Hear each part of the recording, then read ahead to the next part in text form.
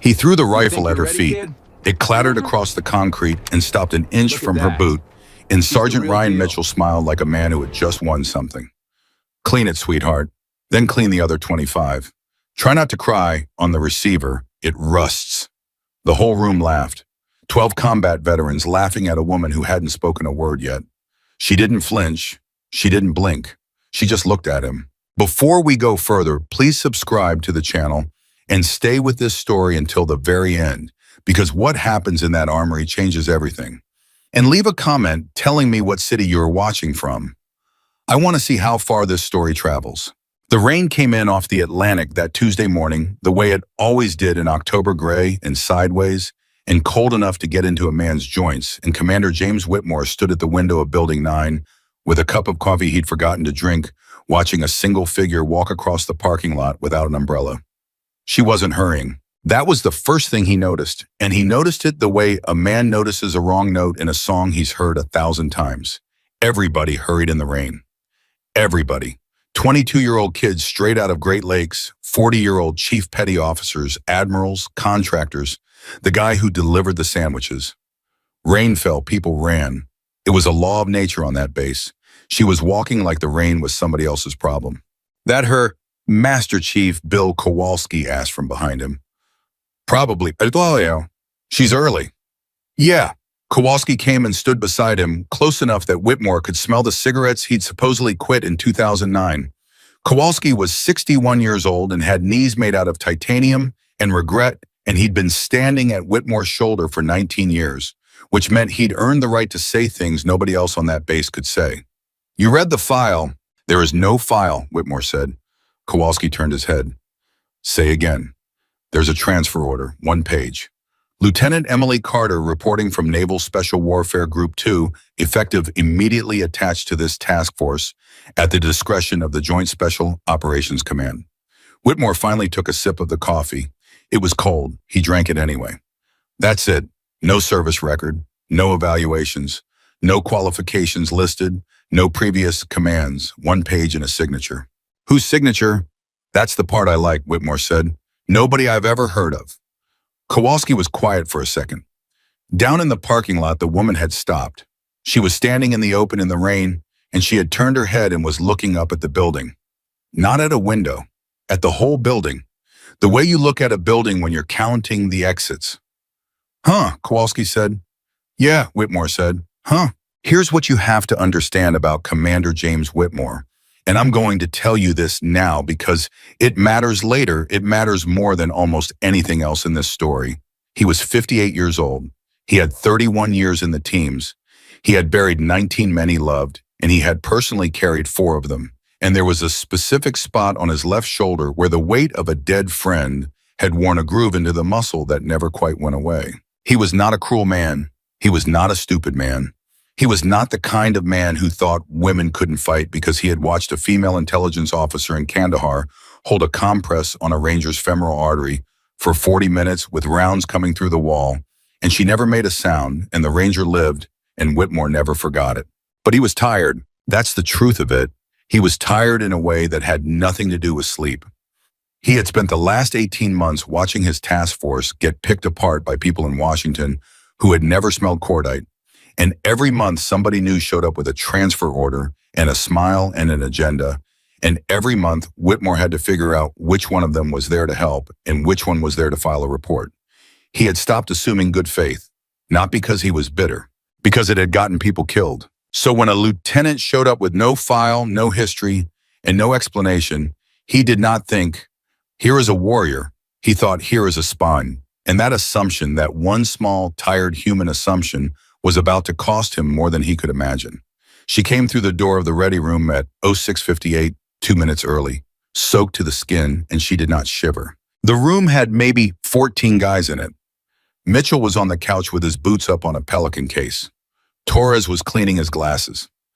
Petty Officer Danny Reeves, 26 years old, the youngest man in the room, was eating a protein bar and pretending to read a manual. Kowalski was in the corner with his arms folded. And Whitmore was at the head of the table with the 1-page transfer order in front of him, like a citation he was thinking about tearing up.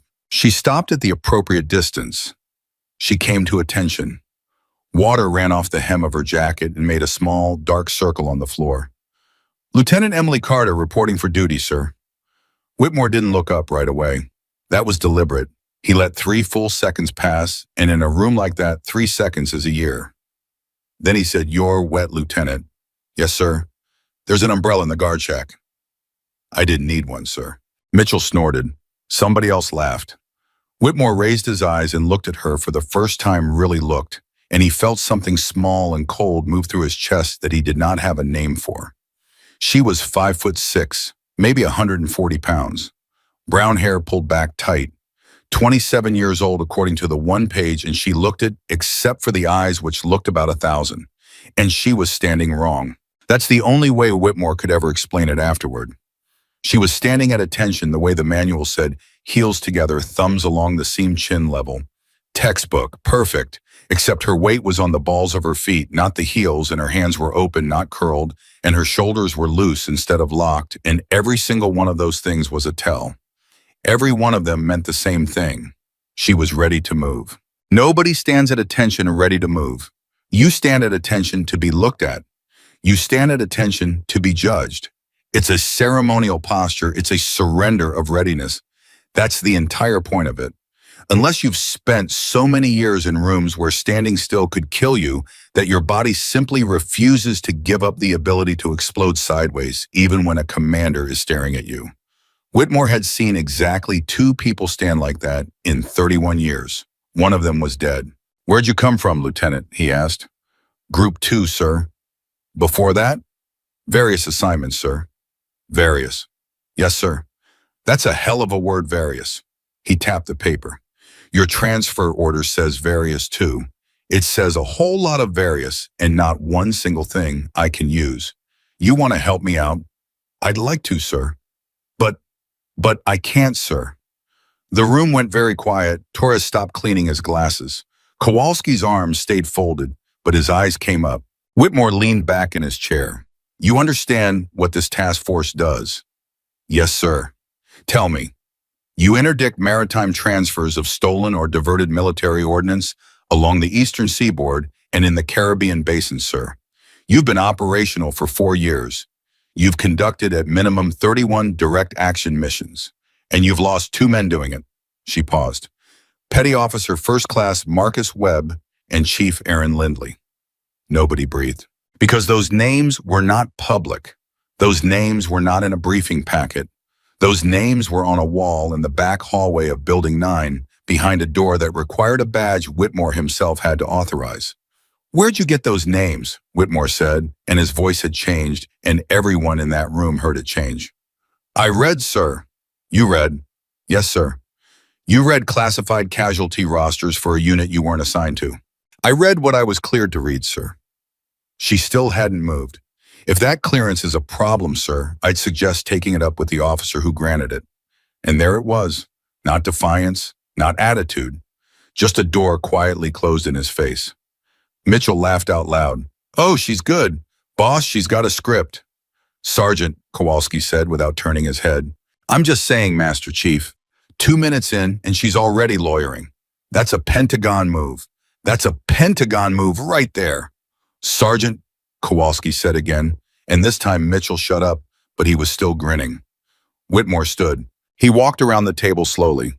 He was 6'2", and he had 40 pounds on her, and he had spent 3 decades learning how to use the space around his own body as a weapon, and he stopped 4 feet from her, which was close enough that most junior officers would have stepped back.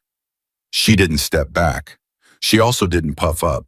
She just stood there and let him be close, and her breathing didn't change at all, and Whitmore thought, "That's twice." "Lieutenant," he said quietly, "I'm going to say something to you, and I want you to hear it as a professional courtesy, not an insult. Can you do that?" "Yes, sir." "I've got 11 operators in this building, and every one of them has been shot at more times than they can count. I've got a mission cycle that starts in 9 days. I've got a chain of command that keeps sending me people to observe and evaluate and integrate, and every one of them makes my job harder, and none of them make my men safer." He held her eyes. "So whatever you are, whoever sent you, whatever box you're here to check, I don't care. But you're not going near my men until I know what you can do. Are we clear?" "Yes, sir." You ever handled a rifle, Lieutenant? Mitchell called from the couch. And here's where it turned. Because Whitmore should have shut that down. He knew he should have shut that down. Mitchell was out of line. Mitchell was always out of line. That was Mitchell's whole personality, and any other day, Whitmore would have taken a stripe off him for it. But Whitmore was tired, and he was angry, and he wanted to see her crack because he had convinced himself in the last 90 seconds that she was a plant, and if she cracked, she'd go away. So he didn't shut it down. He said, "Answer the sergeant." And Emily Carter turned her head and looked at Ryan Mitchell and said, "Yes, Sergeant, I have." "Which end's the loud one?" The room laughed, really laughed this time. Reeves the kid laughed and then immediately looked like he wished he hadn't. Torres laughed. Even Kowalski's mouth moved a little. Emily waited for it to die down. She was in no hurry at all. Then she said, "Depends on the weapon, Sergeant." Mitchell blinked. "What?" "You asked which end is loud. On a rifle with a suppressor at close range in an enclosed space, the loudest thing you'll hear is the bolt.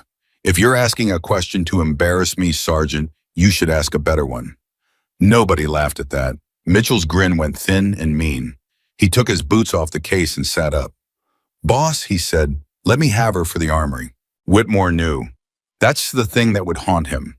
He knew. He knew what the armory meant. It was the oldest, cheapest, ugliest hazing trick in the entire community. And it had been used on every new officer since Whitmore himself was a new officer. And it had been used on him in 1993 by a chief who had made him strip and clean 40 M14 ES in a Quonset hut in Little Creek while it snowed outside. It was designed to do exactly one thing. It was designed to break your pride into small enough pieces that you'd carry it in a bucket. And Whitmore stood in that ready room, 58 years old, 31 years in, and he heard himself say, "Armory's yours, Lieutenant. 26 long guns, 6 240s, and whatever else is in the safe. Clean and inspect log every serial. I want it done by 0600 tomorrow." "Yes, sir." "That's 23 hours." "Yes, sir." "You're not going to ask for help." "No, sir." "You're not going to ask me why." Something happened in her face then. It was so small that only two people in that room caught it. Kowalski caught it, and Whitmore caught it, and it stopped his heart for about a quarter of a second because it wasn't hurt, and it wasn't anger. It was sadness. She looked at him like she was sorry for him. "No, sir," she said. "I already know why." And she saluted and turned and walked out into the rain. Mitchell threw his hands up. 23 hours, boss, that's generous. I gave a butter bar 16 once and he cried in the parking lot. "Shut up, Ryan," Kowalski said. What did I do?" Kowalski didn't answer him. He was looking at the door. "Bill," Whitmore said. "Yeah." "What?" Kowalski unfolded his arms. He walked over to the table and picked up the one-page transfer order and read it again, slowly moving his lips a little the way he did. Then he said, "Carter." "Yeah." "You ever know a Carter?" Whitmore was quiet. The rain hit the window. "There was a Carter," Kowalski said. "Long time ago." "I know, Master Chief." "I know, Bill." "Daniel Carter." Kowalski said anyway because he'd earned the right, pulled you out of a canal in Ramadi in 2006 with a bullet in his hip and carried you 400 meters and never told anybody about it. And then he died in 2014 on a mission nobody will explain, and the report said he made a mistake. And you and I both know Daniel Carter never made a mistake in his goddamn life. Whitmore put both hands flat on the table. "It's a common name," he said. "Sure," Kowalski said. "Sure it is." The armory at Building 9 was a windowless concrete room 40 feet long with a steel door, a dehumidifier that had been broken since 2019, and a smell that anybody who's ever served would know blindfolded. Gun oil, solvent, cold metal, rubber mats. It smelled like every armory in the world, which meant it smelled like being 19 and terrified and part of something. Emily Carter stood inside it alone and closed the door and put her hand flat against the steel and let out one long breath.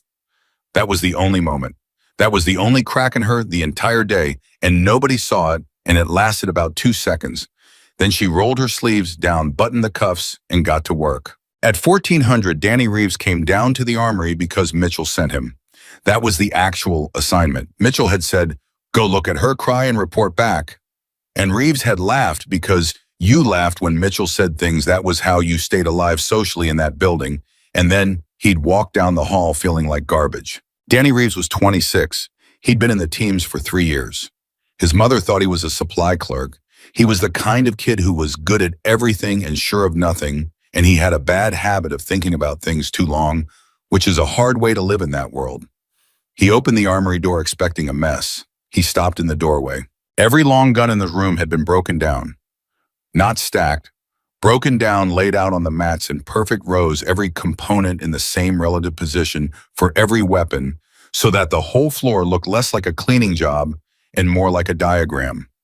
Bolt carriers in a line, charging handles in a line, buffer springs in a line, 26 identical arrangements spaced exactly the same distance apart, running the length of the room like something out of a museum. And she was in the middle of it, sitting cross-legged on the mat, not looking at her hands. That's what got him. She wasn't looking at her hands. She had a bolt carrier group in her lap, and she was running a pick. Through the gas key with her eyes closed, and her fingers were moving at a speed that didn't look real, and she was doing it by feel, and Reeves stood there and felt his stomach drop about a foot. He said, her eyes open. She didn't startle. Petty Officer Reeves, she said. Yes, ma'am. How'd you favor your right leg. I heard you in the hall. She set the bolt down in its row perfectly aligned. What can I do for you? Reeves opened his mouth, closed it. Sergeant Mitchell sent you to see if I was crying, she said.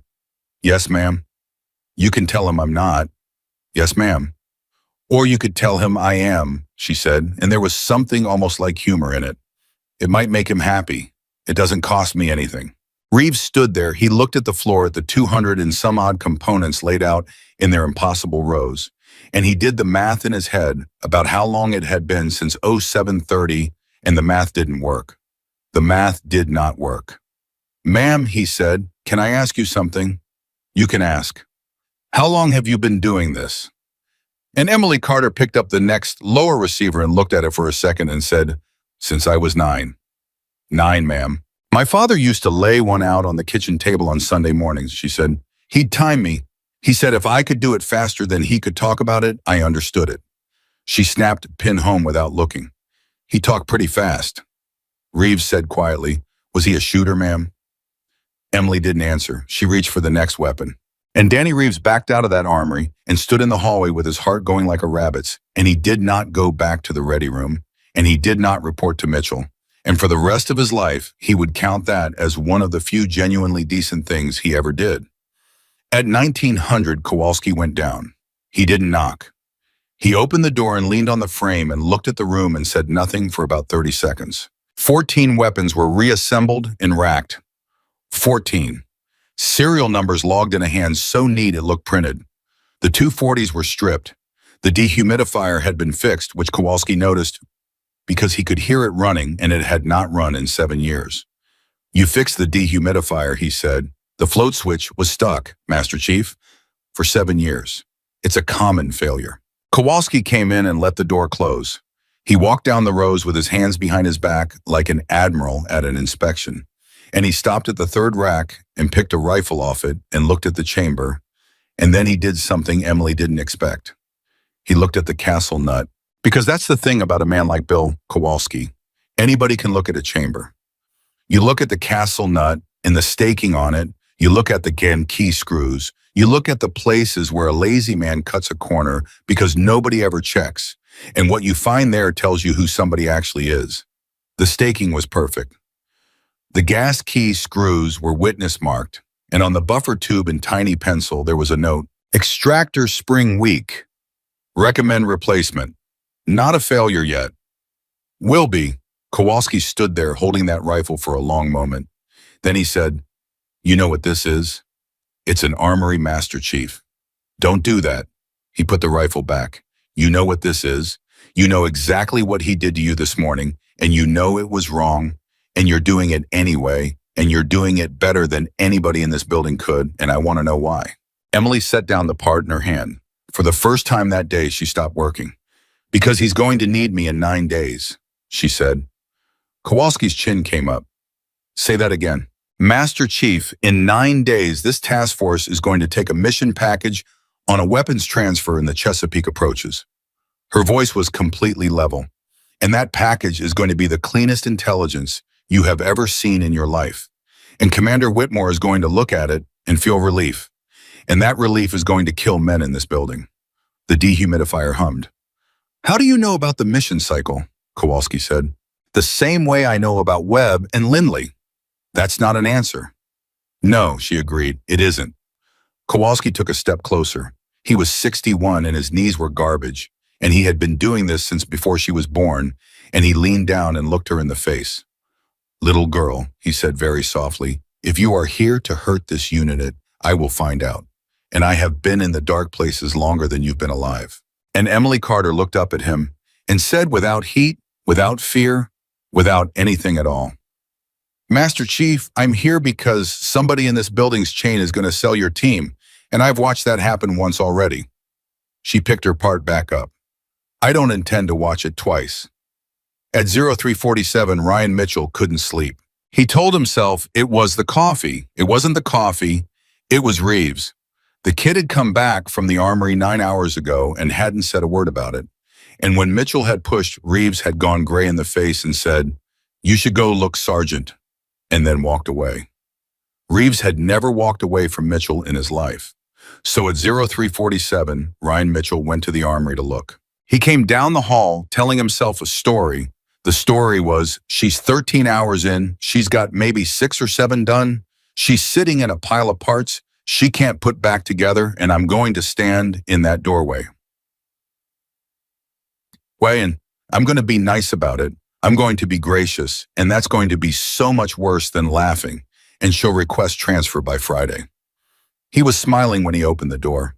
The smile came off his face like something wiped with a rag. Every weapon was done, 26 long guns racked and tagged, 6 machine guns assembled, head-spaced, engaged.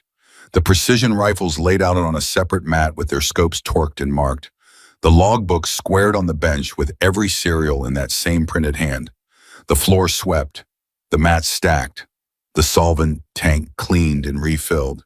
10 hours before the deadline. And Emily Carter was standing at the bench with a rag in her hands, and she had rolled her sleeves up above the elbow to wash off the solvent, and her back was to him. And Ryan Mitchell saw her forearm. There was ink there. Faded ink, old ink, the kind that's been under a lot of sun and a lot of salt water. An eagle with its wings spread, an anchor, a trident, a flintlock pistol, the Budweiser. And under it, small, in a place where nobody puts anything, there was a second mark.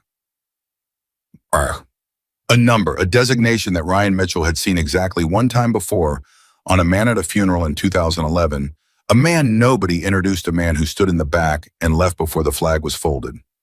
Mitchell's mouth went dry. He must have made a sound because she turned around.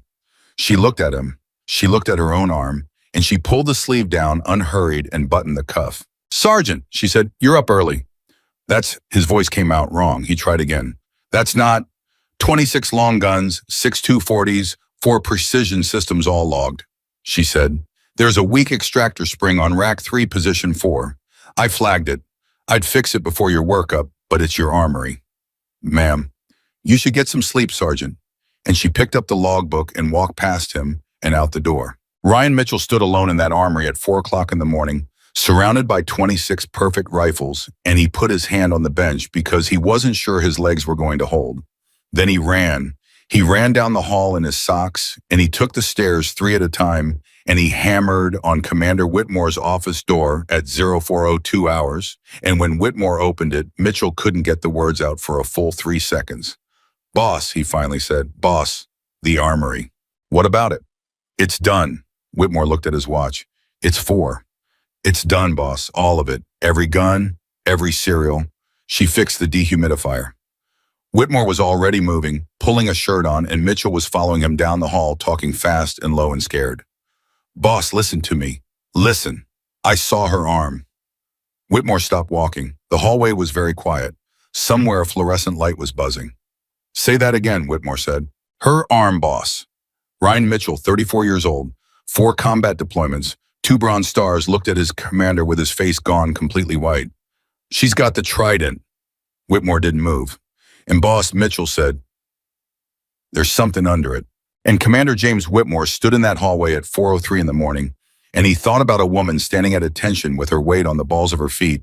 And he thought about a man named Daniel Carter carrying him 400 meters through a canal in Ramadi with a bullet in his hip. And he thought about the words he had said to her 20 hours earlier. You're not going to ask me why. No, sir. I already know why. And Commander James Whitmore closed his eyes and said out loud to nobody, oh God. Boss Whitmore opened his eyes. Get Kowalski, he said, and find her. Right now, before she leaves this building. Mitchell said, Boss, why would she leave? Because I gave her a reason, Whitmore said, and started walking, and he was not walking like a man who had 31 years. He was walking like a man who was about to be late for something. Down the hall in the ready room, the light was already on. Emily Carter was standing at the head of the table exactly where he had stood the morning before. And on the table, squared perfectly to the edge, was a photograph she had taken out of her jacket. A man in a dive vest, squinting into the sun, one arm around a 9-year-old girl, and written across the bottom in pen in a hand that had been dead for 12 years, Justice is not revenge, Dad. Whitmore stopped at the doorway of his own ready room at 0405 and did not go in. He'd been in that room 4,000 times. He'd briefed missions in it. He'd been chewed out in it. He'd told a 24-year-old kid's parents in it that their son wasn't coming home. He knew every scratch on that table, and he could not make his feet cross the threshold because there was a photograph on it, and even from 12 feet away, even upside down, he knew that man's face. Sir, Emily said. Don't. Sir, don't say a word. His voice came out low and cracked in the middle. Not one word. Give me a second. She gave him the second. She gave him 5. Mitchell came up behind him and stopped short, and Kowalski came behind Mitchell, still buttoning his shirt, and the three of them stood there in the hallway like men outside a hospital room. Whitmore walked to the table. He picked up the photograph with 2 fingers the way you pick up something you're afraid you'll break, and he looked at it, and his jaw moved, and Ryan Mitchell watched his commanding officer's eyes fill up and understood that the floor of his entire life had just tilted about 9 degrees. That's Ramadi, Whitmore said. Yes, sir. He's got the vest on. He never wore that vest unless he stopped. 2006. April, sir. You're 9. I was 9. He came home in June. Whitmore was not looking at her. He was looking at a dead man squinting into the sun. He came home in June with a hole in his hip you could put your thumb in, and he told the Navy he did it falling off a boat. He told me the same thing, sir. He lied to you. He lied to everybody, sir. He was very good at it. Whitmore laughed. It was a terrible sound, 1 syllable, no humor anywhere in it. He set the photograph down and squared it to the edge of the table with his fingertips, and then he put both hands on the back of a chair and leaned on it, and Kowalski watched 31 years come down on his friend's shoulders all at once. Bill, Whitmore said, Yeah, boss. Get the door. Kowalski got the door. Mitchell tried to slide out with it, and Whitmore said, No, you stay. And Mitchell stayed standing against the wall with his hands behind his back like a boot at Great Lakes. Whitmore turned around. Lieutenant Carter, he said, Sir, 20 hours ago I stood in this room and I told you I didn't care who you were. He held her eyes. I want you to tell me who you are. And she told them. At 0409 hours in a ready room in Building 9 with the rain still coming down outside, Emily, Carter said it out loud for the first time on that base. Class 278, she said. Coronado, 2019. Mitchell made a sound against the wall. You want to say something, Sergeant? She asked without turning. No, ma'am. You do. Say it. There's no women in... He stopped himself. He was smart enough to stop himself, but he was Ryan Mitchell, so he wasn't smart enough to stop himself twice. Ma'am, I would have heard. That's the thing. Something like that happens. Everybody hears. That's the biggest story in the community. It'd be in the Washington Post. I'd have gotten a text about it at 2 in the morning from 6 different guys. Yes, Emily said. That's the point. What? That's the point, Sergeant. She finally turned to look at him. You understand what I'm telling you. The whole value of it is that you never heard. There were 12 of us on the pipeline. 9 washed. 2 got shuffled sideways into things that don't have names. And 1 didn't. She let that sit. There's no press release for the one that didn't. There's no ceremony. There's a file that says various. Mitchell's mouth opened. Nothing came out. Hell Week, Kowalski said quietly. February, Master Chief. February. Yes, Master Chief. You know what the water temp is in Coronado in February? "58 degrees," Emily said. "Give or take." Kowalski looked at the floor for a second. Then he said, "Who was your instructor?" "Senior Chief Ambrose." Kowalski's head came up so fast his neck popped. "Danny Ambrose, yes, Master Chief. Danny Ambrose is the meanest human being God ever put breath into." "Yes, Master Chief." "He put a man in the hospital in 2011 for walking wrong. He put me in the surf zone for 11 hours in February, Master Chief, because I answered a question with a complete sentence." Something moved at the corner of her mouth. He said sentences were for officers. And Bill Kowalski, 61 years old, laughed. It came out of him like a cough, surprised, involuntary, and he put his hand over his mouth like a man in church. Whitmore didn't laugh. Whitmore hadn't moved. "Ask me the real question, sir," Emily said. "What?" "You've been standing there for 4 minutes not asking it. Ask me." Whitmore straightened up off the chair. "Why," he said, "are you in my building?" "Because of what happened to my father." "Your father made a mistake on a hard night." "No, sir. I read the report, Lieutenant. I read it 11 times. His voice was getting louder, and he couldn't stop it. "Tarrant Basin, October 2014. 4 men and 3 men out. And the finding was that the ground force commander pushed past a hard abort criteria because he thought he could. He didn't push past anything," she said. "He was sent." "That's not what it says." "I know what it says, sir. I've read it more than 11 times. I've read it every night for 12 years. Her voice never went up. That was the thing that got Mitchell later thinking about it. She never raised her voice once. "The abort criteria in that report is dated the 14th. The mission executed on the 11th. Silence. "Say that again," Kowalski said. "The abort criteria they cited to hang him," Emily said, "was written 3 days after he was dead." Nobody breathed. "That's a typo," Whitmore said. "That's what the endorsement said. Administrative error. Corrected in the file." She reached into her jacket and put a folded paper on the table next to the photograph, and she did not unfold it. "That's the correction. It's dated 2015. It's signed by a captain who retired 8 months later and went to work for a company that had, at that time, 1 client." Whitmore stared at the paper. "Don't," she said. "Don't what?" "Don't open it in this building, sir." She said it very gently. "Not tonight." And Commander James Whitmore, who had never in his life been afraid of a piece of paper, took his hand back. At 0421, the coffee maker in the corner started gurgling because Mitchell had gone and turned it on with the specific desperation of a man who needs a job for his hands. Nobody had asked him to. He poured 4 cups. He gave one to Emily without looking at her, and she took it and said, "Thank you, Sergeant." And Mitchell said, "Yes, ma'am," in a voice about 2 sizes smaller than the one he'd used the day before. Kowalski sat down. His knees made a noise like a screen door. "Lieutenant," he said, "last night you told me something in that armory." "Yes, Master Chief." "Say it in front of him." Emily looked at Whitmore over the cup. "You have a mission package coming in 9 days," she said. "Weapons transfer. Chesapeake approaches. Probably a coastal freighter, probably flagged Panamanian, probably a night hit on a 2-hour window." Whitmore's face did something complicated. 8 days, he said. "Sir, it moved up. I got on the warning order at 2200 last night." He was watching her like a man watching a snake. "It's 8 days, and nobody in this building that knew that except me and the watch officer." "Then it's already started," Emily said. "What's already started? Sir, when that package lands on your desk, it's going to be beautiful." She set the cup down. "It's going to have vessel schedules. It's going to have a name and a photograph. It's going to have a crew manifest. And the manifest is going to have exactly 1 guy on it with a record. And that record is going to be just bad enough to be interesting and not so bad that you ask why he's still walking around. It's going to have overhead. Recent overhead, not archive. And there's going to be a gap. A gap. A window of 11 or 12 minutes somewhere in the target's pattern where the collection is thin, and it's going to look like luck." She held his eyes. "And your operations officer is going to say, 'Sir, we could go through that hole and every man in that room is going to nod because it's the only thing in the whole package that isn't perfect, and a package that isn't perfect feels honest.'" Kowalski put his coffee down very slowly. "That's how they did it to Dem," Emily said. "Tarrant Basin had a gap, 9 minutes.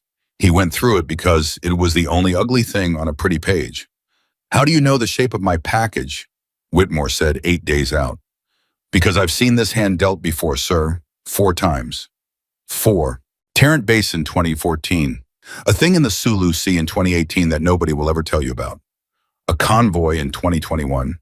And a boarding team out of Rhoda 14 months ago that lost 2 men in a stairwell. She paused. Same architecture, same generosity. Somebody who understands exactly how much truth you have to give away to sell a lie. And you think that somebody's in my chain. Sir, I know he's in your chain I've known for 6 months. Emily said it flatly. What I don't know is whether he's in your building. The coffee maker hissed.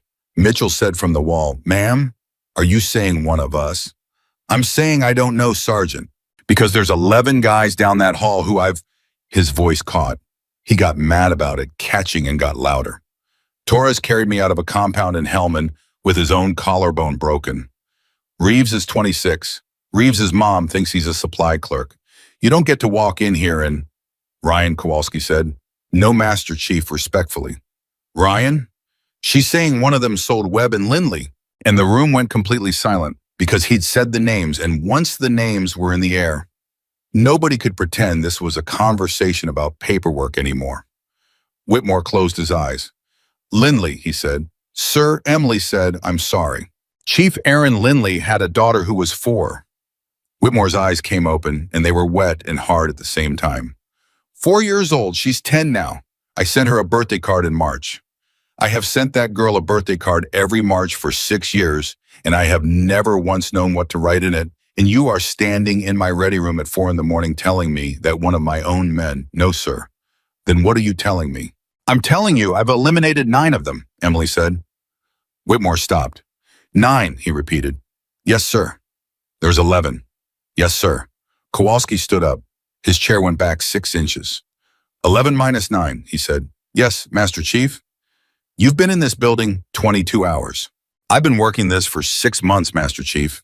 I've been in this building 22 hours. She looked at each of them in turn. Do you know what you can learn about a man from an armory I know? Which of you loosens a castle nut and doesn't restake it? I know which one of you signed a weapon out on the 4th of March and brought it back with a different bolt in it and didn't log the swap. I know which one of you has a rifle that hasn't been fired in a year and has been cleaned 11 times because cleaning it is what he does with his hands when he can't sleep, and I know that man is grieving, and I know he's not my problem. She stopped. That's why I did it. That's why I didn't ask why. Whitmore sat down. He sat down hard in a chair in his own ready room like a man whose legs had been taken away from him. I gave you the armory to break you, he said. Yes, sir. To humiliate you. Yes, sir. And he couldn't finish it. Sir, I needed the armory, Emily said. I was going to have to ask for it, and asking for it would have told the wrong person exactly what I was doing. She looked at him with that same terrible gentleness. You gave it to me in front of the whole team as a joke. That's the best cover I could have bought with a year and a budget. Whitmore put his face in his hands, and Ryan Mitchell, who had thrown a rifle at her feet and called her sweetheart, said, Oh God, very quietly and turned around and faced the wall.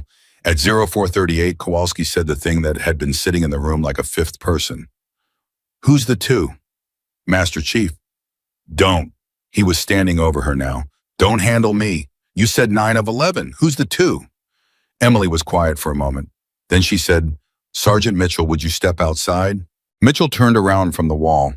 His face did something that nobody who knew Ryan Mitchell had ever seen it do. He went pale and then red, and then he laughed one hard, ugly bark of a laugh, and he said, Are you kidding me? Are you kidding me? It's me. You think it's me? I didn't say that, Sergeant. You just did. I said step outside, because it's me.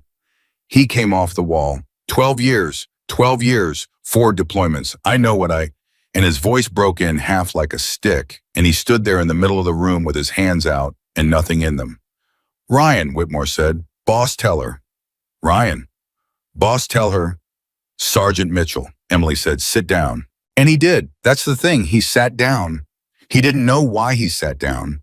He sat down because there was something in the way she said it that his body obeyed before his pride could file an objection. And afterward, he'd think about that a lot. You're not the two, she said. Mitchell stared at her. What? You were cleared in April, Sergeant. Financials, comms, travel, everything. You're the loudest man in this task force, and you have never once in your life kept a secret, and I knew that about you before I ever saw your face. She almost smiled. You are a lot of things. You're not quiet enough to be a traitor.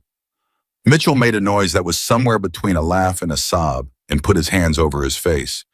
Then why'd you send him out? Kowalski said. Because I wanted to see if he'd go. Kowalski went very still. He didn't go, Emily said. He fought. That's the ninth one, Master Chief. That was the last one I needed. She looked at Mitchell with something that was almost affection. Congratulations, Sergeant. You just cleared yourself by yelling at me. Mitchell said into his hands, I hate you so much right now. I know. I threw a rifle at you.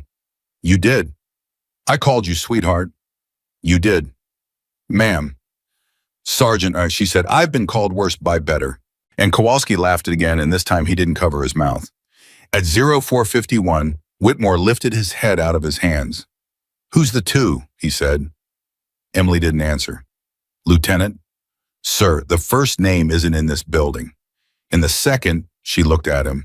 And Commander James Whitmore, who had been doing this since 1993, who had buried 19 men who had been carried 400 meters through a canal in Ramadi by her father, understood something in that half a second that went through him like a spike of ice water. Me, he said. Sir, me. He stood up. You've cleared 9 of 11 and one's not in the building and you won't say the other and you're looking at me like that. It's me. You think it's me. No, sir. Then say it isn't. It isn't, Emily said. It's your access. What the hell does that mean?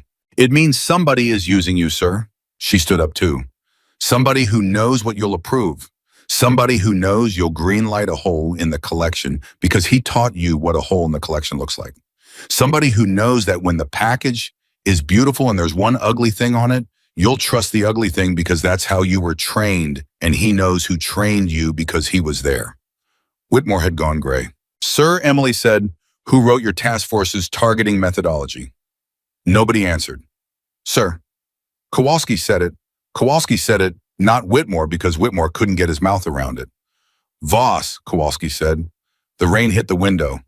Ethan Voss, Emily said, and Commander James Whitmore put his hand out and found the back of a chair and held onto it. Ethan Voss retired in 2016, he said. Yes, sir. Ethan Voss consulted on this task force's stand-up in 2021 and hasn't been read into anything since. That's what the access log says, sir. Ethan Voss, Whitmore said, and his voice was doing something awful now, was your father's guy. Your father made him.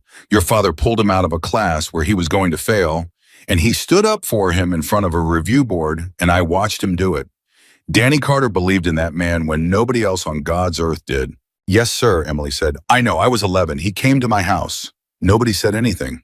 He came to our house for Thanksgiving in 2010, she said, and her voice went somewhere it hadn't been all night.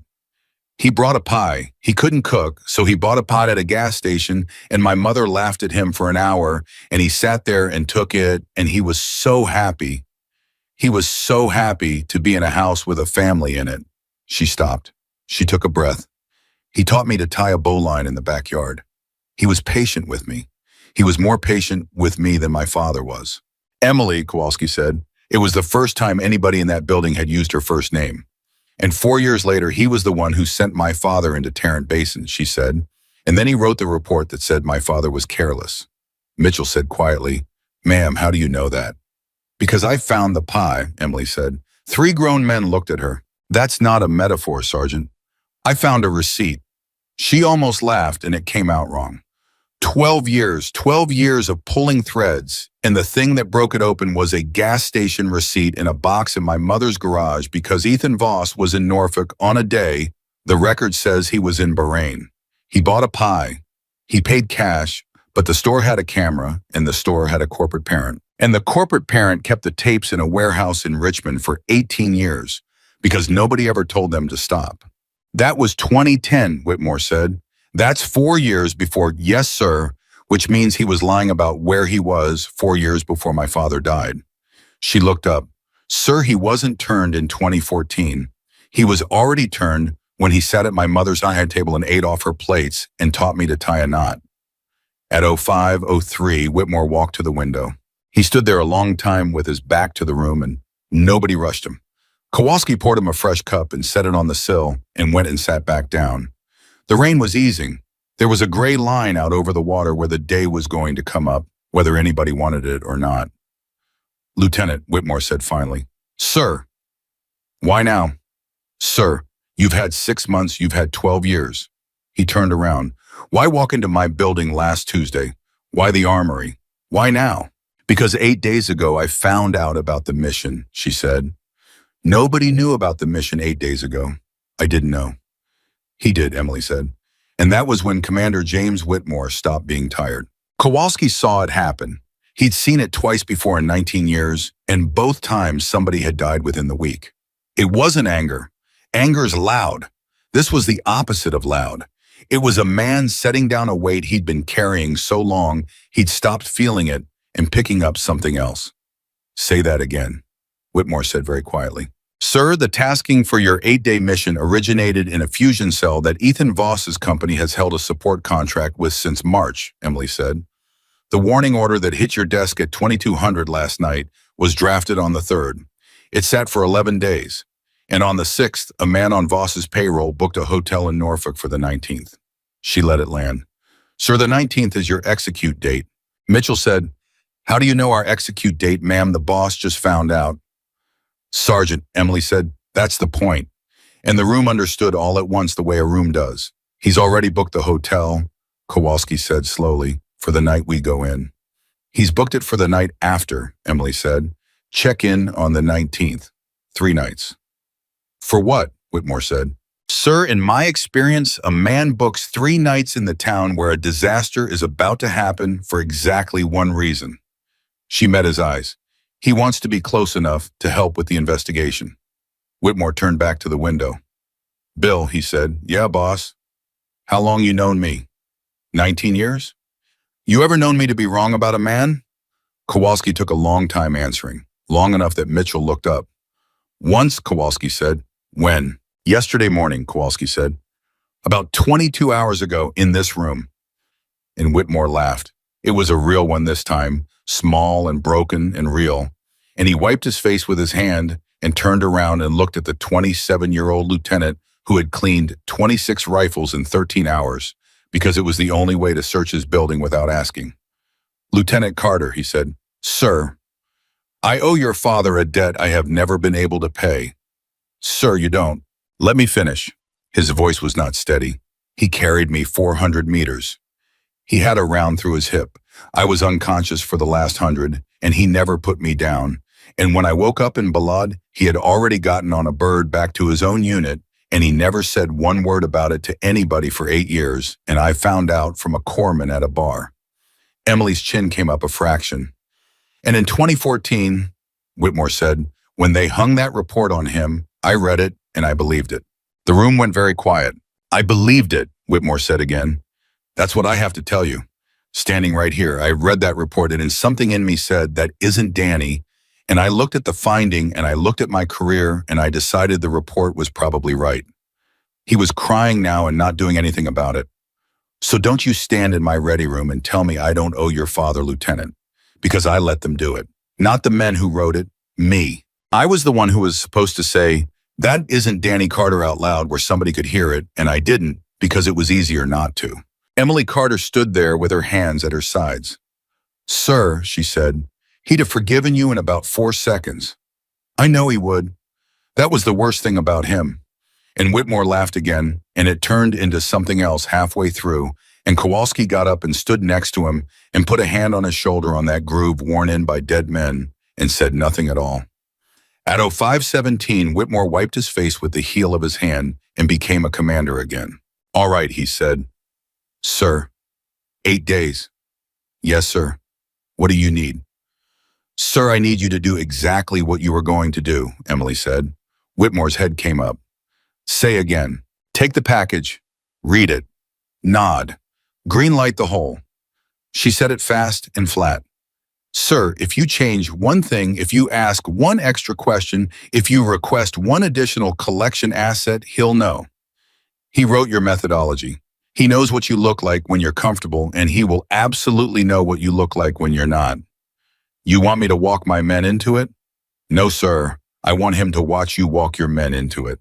Kowalski said, and then what?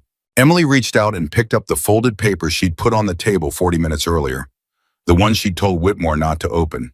And then she said, we find out which of the 11 is the 2, because he can't sell you the mission if he doesn't have somebody inside to tell him the mission's real. She put the paper in her jacket. Sir, in 8 days, one of your men is going to make a phone call, and I'm going to be standing behind him when he does. Whitmore looked at her for a long moment. Then he said, Sergeant Mitchell. Mitchell stood up. Boss, you threw a rifle at a Team 6 operator. Mitchell swallowed. Yes, boss. In front of 11 men. Yes, boss. Good, Whitmore said. Boss, I saw it. They all saw it. They all laughed. Whitmore's eyes came around to Emily, and there was something in them that hadn't been there in 18 months. As far as anybody in this building knows, the new lieutenant is a joke who spent her first night cleaning guns. Yes, sir, Emily said. Let's keep it that way. At 06:04, the ready room filled up. Torres came in with his glasses fogged. Reeves came in last and didn't look at anybody. Whitmore stood at the head of the table and said, Lieutenant Carter. Sir. Armory report. And Emily Carter, 27 years old, said, 26 long guns cleaned and logged, sir. 6 machine guns serviced. 1 weak extractor, spring on rack 3, position 4 flag for replacement. Somebody in the back snorted. Torres said, she actually did it. And somebody else said 10 hours early. And somebody laughed and said, guess she's not totally useless. And Ryan Mitchell stood against the wall and with his jaw locked so tight his molars ached and did not say one word. Fine, Whitmore said. Sit down, Lieutenant. Yes, sir. She sat down at the far end of the table in the worst chair, the one by the door. And Danny Reeves, 26 years old, sitting 3 seats away, watched her do it. He watched her take the worst chair without a flicker. He thought about a floor covered in 200 perfectly aligned components at 2 in the afternoon. He thought about a woman running a pick through a gas key with her eyes closed. And then he thought about the phone in his pocket. And Petty Officer Danny Reeves put his hand over it through the fabric and held it and stared straight ahead at nothing at all. The phone stayed in Danny Reeves's pocket for 6 days. He told himself that meant something. He told himself a man who was doing something wrong doesn't just leave the thing in his pocket for 6 days and not touch it. And every night at about 2 in the morning, that argument fell apart in his hands because he knew exactly why he hadn't touched it. He hadn't touched it because he was waiting to be told to. On day 2 at 07:30, the package landed. Whitmore opened it in front of the whole task force, the way he opened everything, and Emily Carter sat in the worst chair by the door and watched him do the hardest piece of acting of his life. All right, Whitmore said, eyes up. The screen came on, and Emily felt her stomach go cold because it was exactly what she told him it would be. It was beautiful. Vessel schedule, Panamanian flag, a name in a photograph, a heavy-set man with a bad haircut, and a record from 2013 that was just bad enough to be interesting. A crew manifest, recent overhead 41 hours old, not archive, and a gap. There it is, Torres said. Yeah, Whitmore said. 11 minutes, boss. 12, Whitmore said. 12 and change if the tide's where they say it is. Torres laughed. Boss, that's the whole ball game. That's a door. That's a door, Whitmore agreed. And Emily watched him say it. She watched Commander James Whitmore look at a hole that had been cut into a page specifically for him by the man who knew what shape he liked his holes. And she watched him nod slowly the way he'd nodded 1,000 times and say, Torres, work it. I want to route through that window by Thursday. Yes, sir. Kowalski boats. Got it, boss. And Ryan Mitchell, standing at the back with his arms folded, said, Boss, it's clean. The whole room turned. Mitchell had said it in exactly the wrong voice. Not a question, not a joke, flat. Whitmore looked at him for 1 full second, and it was the longest second of Emily's week. It's clean, Whitmore repeated. Yeah. Mitchell shrugged, and thank God the shrug was pure Mitchell. I'm just saying that's a nice-looking package, boss. Somebody in that fusion cell finally earned a paycheck. Write him a card. The room laughed. Torres said something about how the last package had a photograph of the wrong boat in it. The moment went by. Afterward in the hall, Whitmore didn't look at Mitchell. He just said very quietly, walking past, "Don't you ever do that again. Boss, don't." "Boss, I saw it," Mitchell said, and his voice cracked. "I sat there, and I saw the hole, and I knew, and everybody in that room is going to swim through it in 6 days, and I had to sit there and—" "Yes," Whitmore said, "you did." And he kept walking. Ryan Mitchell stood in that hallway with his hands shaking and understood for the first time in 12 years what his commander actually did for a living. At 11:20 on day 3, Emily Carter did the hardest thing she'd done since Coronado. She sat in the corner of the ready room and let them treat her like a joke. It wasn't cruelty. That was the thing that got under her skin. If it had been cruelty, she could have filed it somewhere. It was worse than cruelty. It was comfort. They had decided who she was inside of 90 seconds on a Tuesday, and now they were comfortable with her, and comfort is heavier than contempt. "Lieutenant, you want to grab the coffee?" "Sure, Torres." "Lieutenant, can you take notes on this? Just the times, don't worry about the technical stuff." "Sure." "Hey, LT, you ever been on a boat at night?" "A few times." "It's different than daytime," Torres said kindly, meaning it kindly, and Emily said, "I'll bet," and wrote down the times and did not look at Mitchell, who had gone the color of a stop sign and was staring at the ceiling like a man trying to pass a kidney stone in silence. At 11:48, she went out to the parking lot and stood in the cold and put both hands on the hood of a truck and breathed. Kowalski found her there. "You okay?" "Yes, Master Chief." "You're not." "No, Master Chief," she said. "I am not." Kowalski leaned on the truck next to her. His knees made their noise. "You know what your dad said to me one time?" He said. "No." 1998. I just got passed over. Second time. I was ready to eat my own hand about it. Kowalski looked out at the water. "And Danny says to me, Bill, the hardest thing in this job isn't dying. Any idiot can die. The hardest thing in this job is letting people be wrong about you when you could fix it in one sentence." Emily didn't say anything for a second. "He never said that to me," she said. "He didn't have to say it to you," Kowalski said. "You're standing in a parking lot doing it." And Emily Carter, 27 years old, put her head down and laughed until it stopped being a laugh, and Bill Kowalski stood there with his hands in his pockets and let her and neither of them ever mentioned it again. At 21:40 on day 3, Emily's phone buzzed. It was a number she didn't know and a message that said only Bolin, Sima. She stood in the dark of a bare room in the transient quarters and looked at that word for a long, long time. Then she typed, "Who is this?" The reply came in 11 seconds. "You know who this is? You've known since Richmond. I want to talk, not on a phone." Emily's thumb hovered. Emily, the next one, said, "I taught you that knot in your mother's backyard. You were 11, you got it on the 4th try and you cried on the first 3, and I told you not to tell your dad. I'm not hiding from you. I've never once hidden from you. And then Sunday, you picked the place."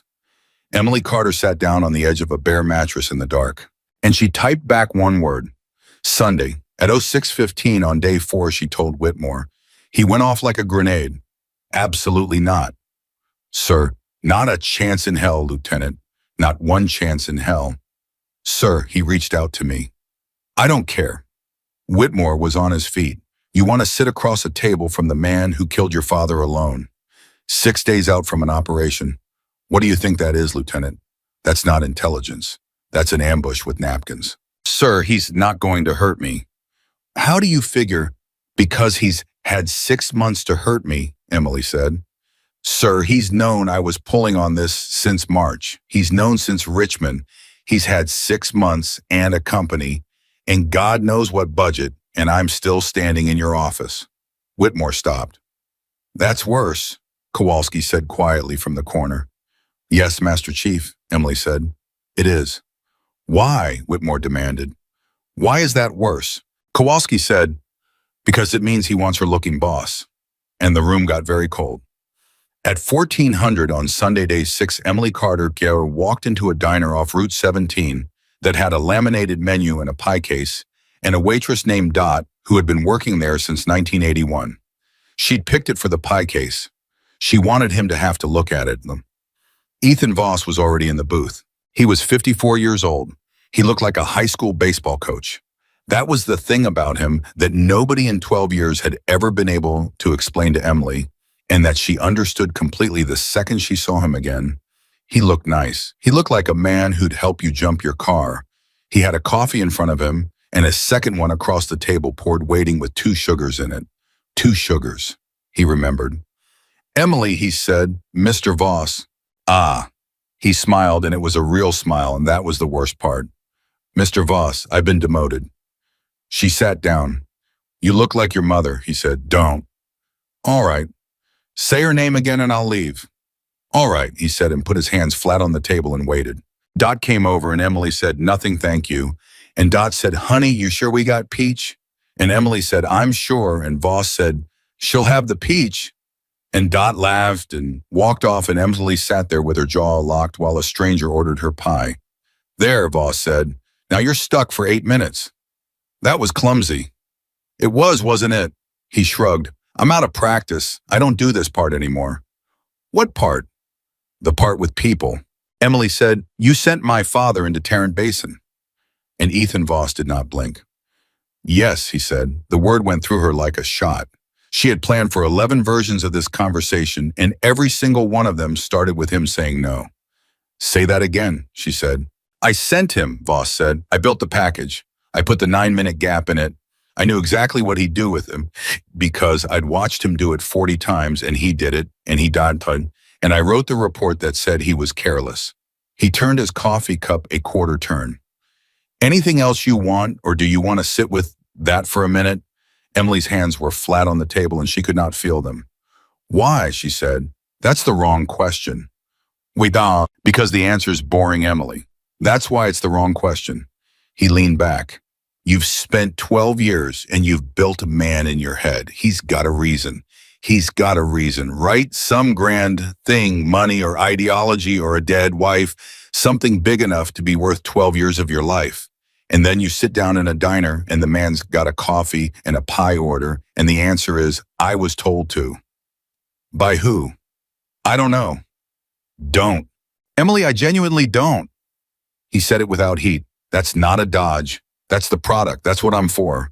You want a man who knows the whole shape of the thing, and there isn't one because nobody builds it that way. There's a man who knows about boats. There's a man who knows about paperwork.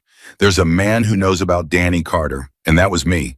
And I was very, very good at it, and they paid me, and they never told me why, and I never asked. And I want you to understand that I'm not saying that to make you feel better. He looked at her. I'm saying it because the not asking is the crime. Everybody wants the crime to be the trigger pull. The crime is the not asking. I did that for 11 years. Dot put the pie down. Nobody touched it. You ate at our table, Emily said. Yes. You brought a pie. I did. You taught me to tie a bowline. 4th try, Voss said. You had rope burn on your thumb and you didn't say anything about it, and your dad found it that night and he yelled at me. He was smiling and his eyes were wet, and Emily wanted to put her fist through his face. He said, she's 11, Ethan. And I said, she's better than half your platoon, and he laughed and he said, don't tell her that. Stop. He said, don't tell her that, she'll believe it. Stop. He was right, Voss said. You believed it. Emily stood up. Sit down, Voss said. Please, I'll give you the thing you came for. She stood there for 3 seconds. She sat down. At 14:21, Ethan Voss said the thing that broke her 12-year map in half.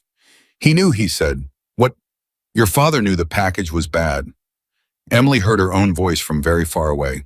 That's a lie. Emily, I watched him read it. Voss's hands were flat again. I was standing 8 feet away. He read it in about 90 seconds and he got to the gap and he stopped and he looked at it for a long time, and then he looked up at me. He stopped. He had to.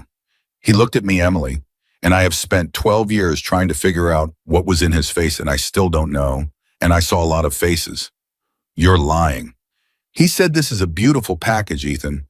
You're lying. He said it like a compliment, Voss said. That was Danny. He said this is a beautiful package, and he looked at me for about 4 seconds, and then he folded it up and he said, all right, let's go. Emily couldn't breathe.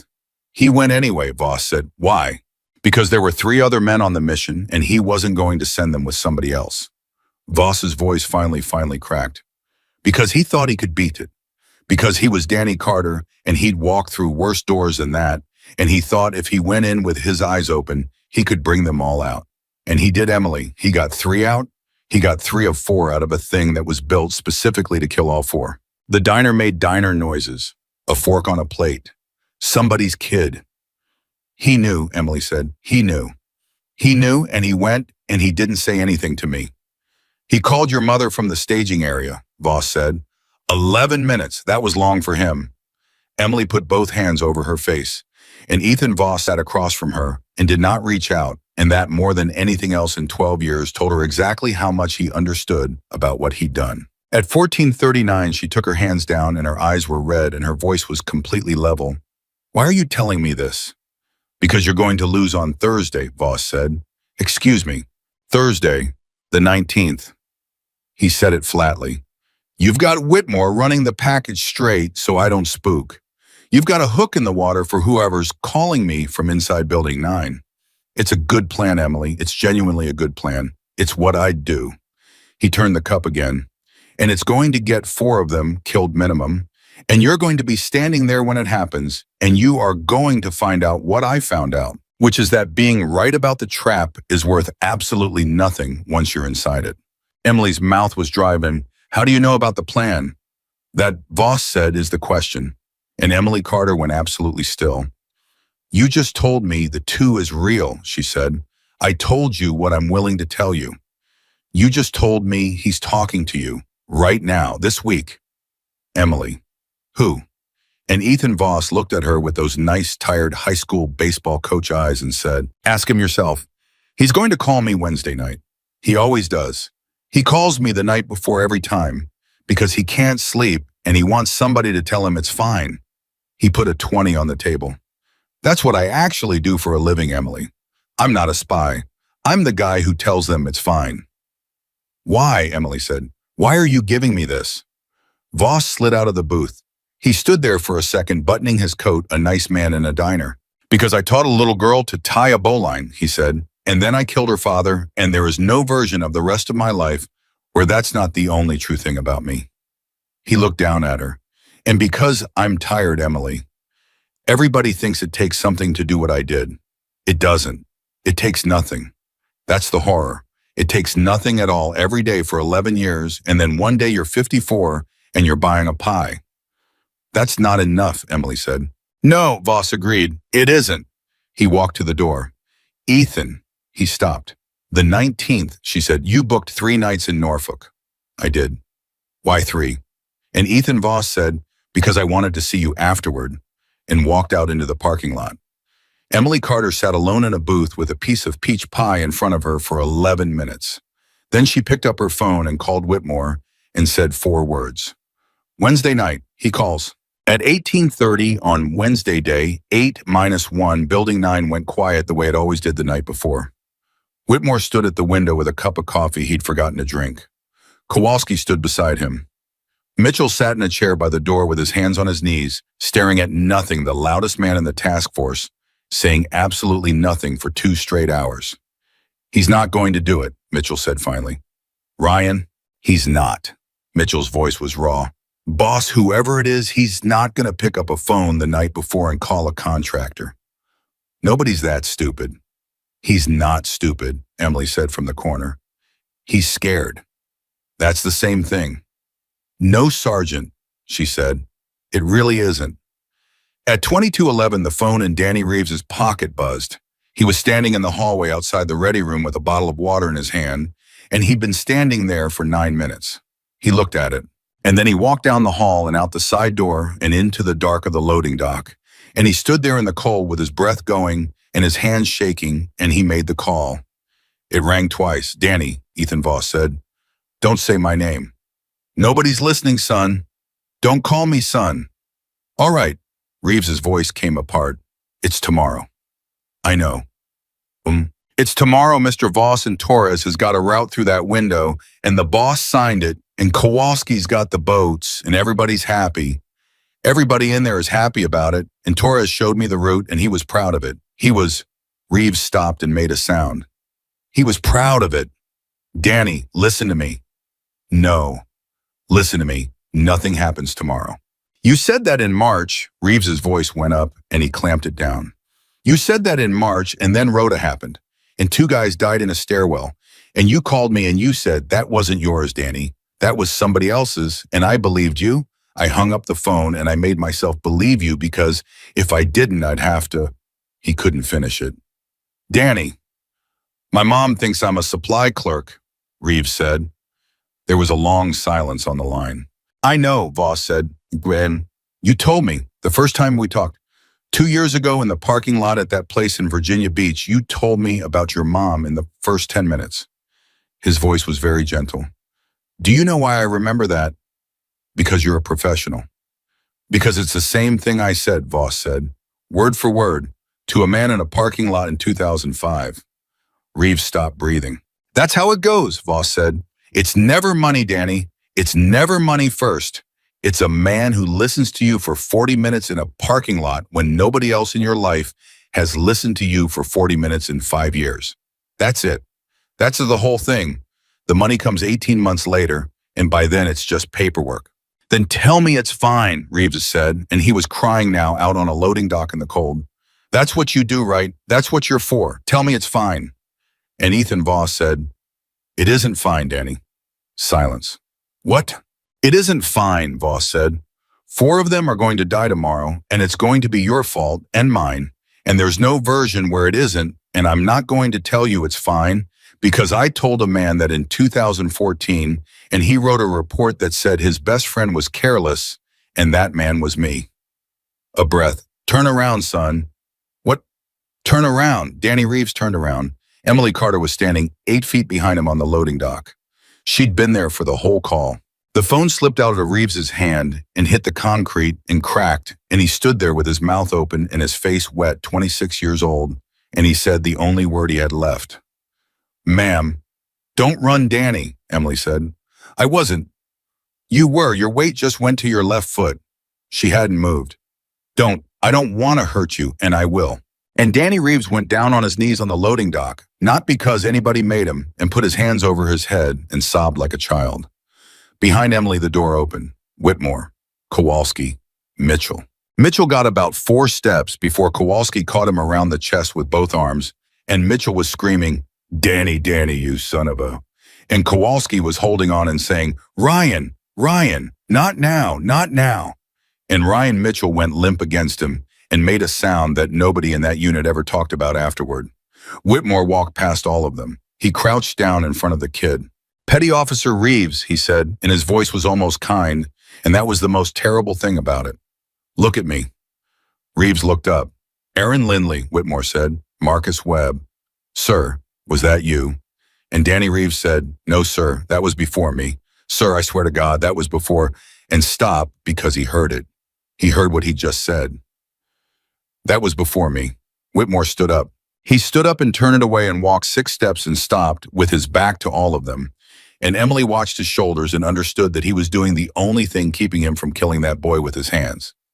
How long? Whitmore said without turning. 2 years, sir. How long? 2 years, Reeves said. 2 years in March.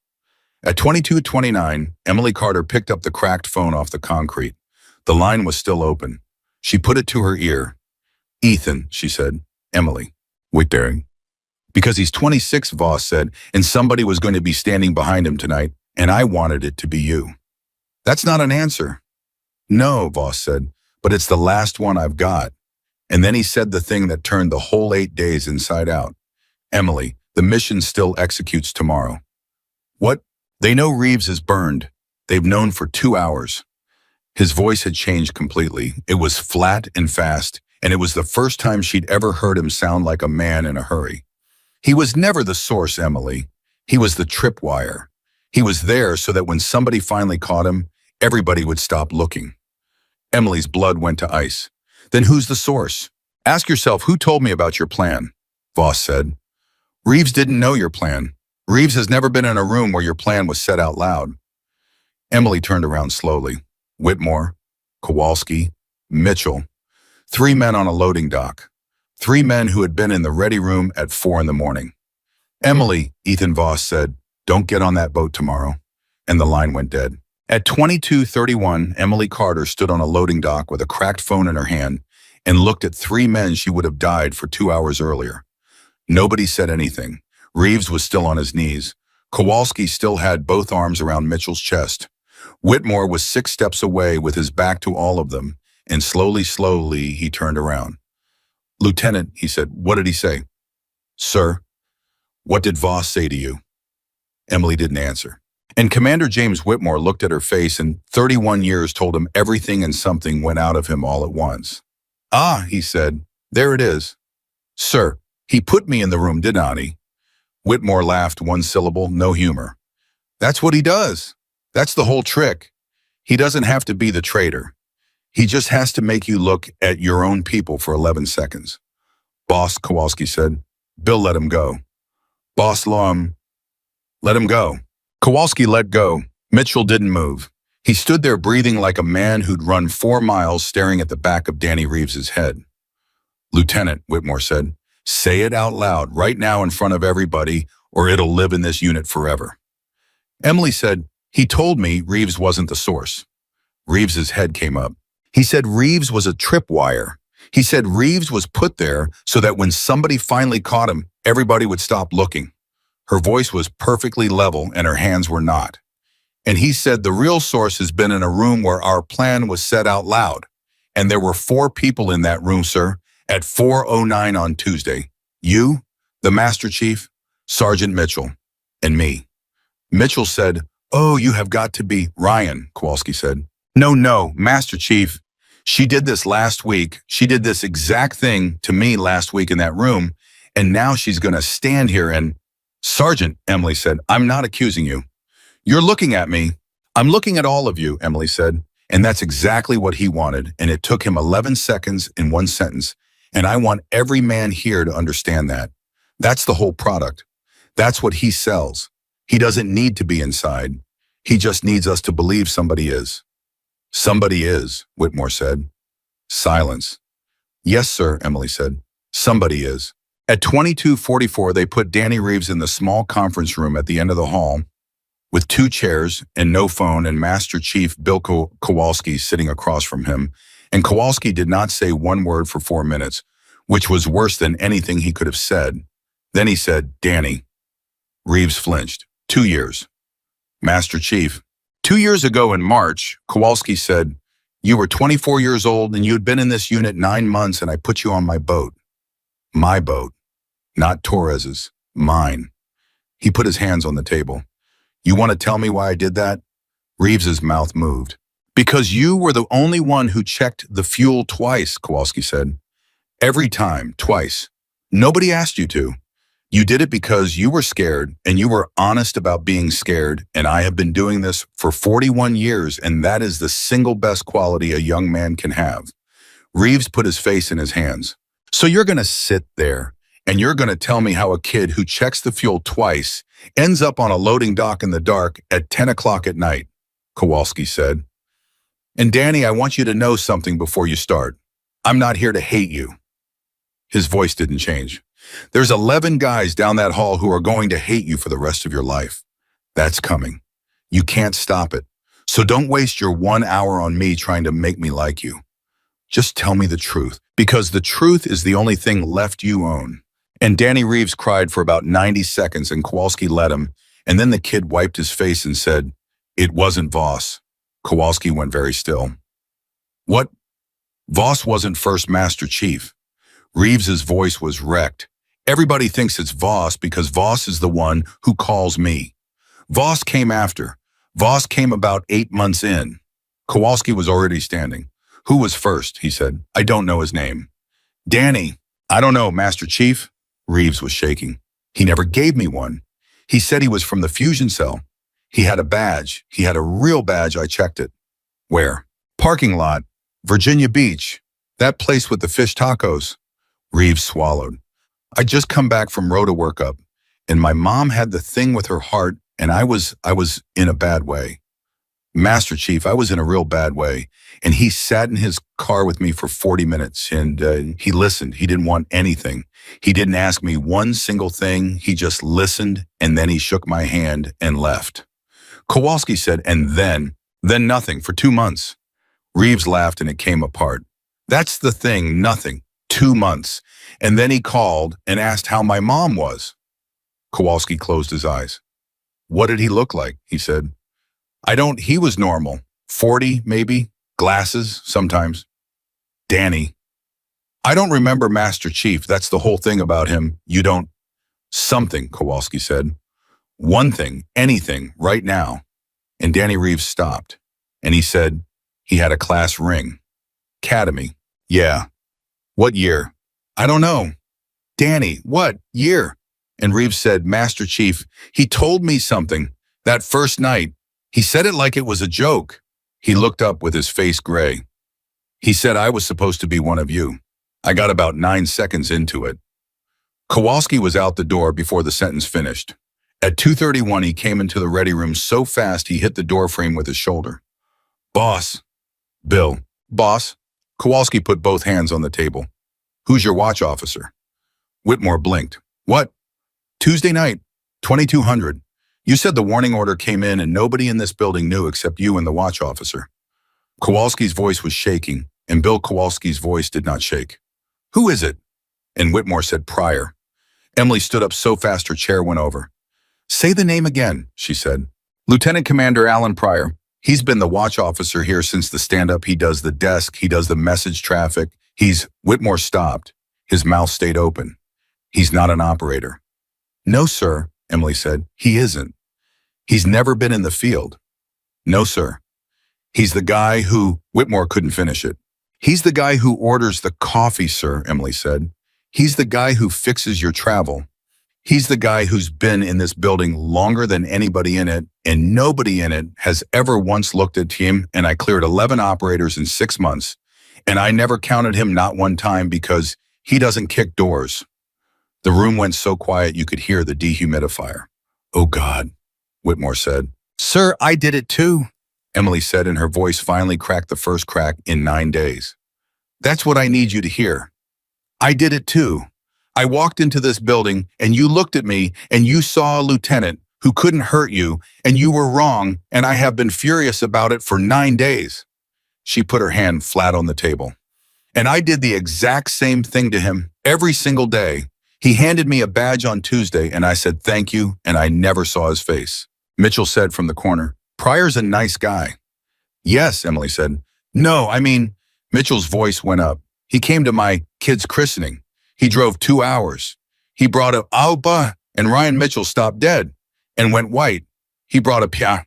Nobody moved. He brought a palm, Mitchell said again very quietly. At 23:14, Emily Carter said, get me the armory logbook. What, sir? Get me the logbook right now. Mitchell ran.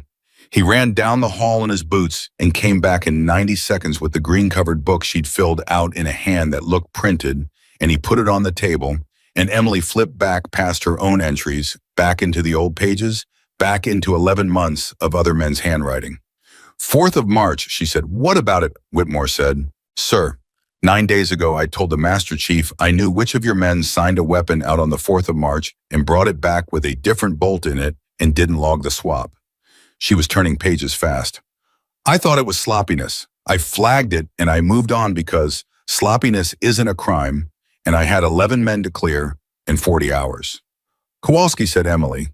Here. She stopped. She turned the book around.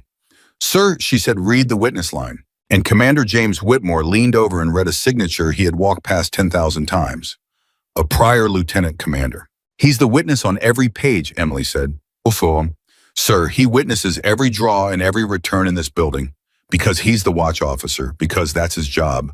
And that means Alan Pryor is the only human being on this base who has legally touched every weapon, every serial number, every deployment, every timeline, and every route in the entire 4-year history of this task force.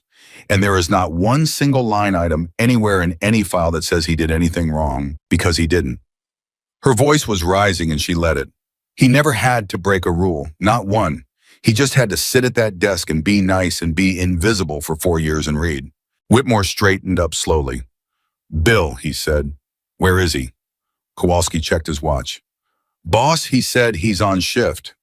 Now, he's been on shift for 6 hours. Kowalski's face went slack. He's been sitting at that desk this entire night. He was 40 feet from that loading dock.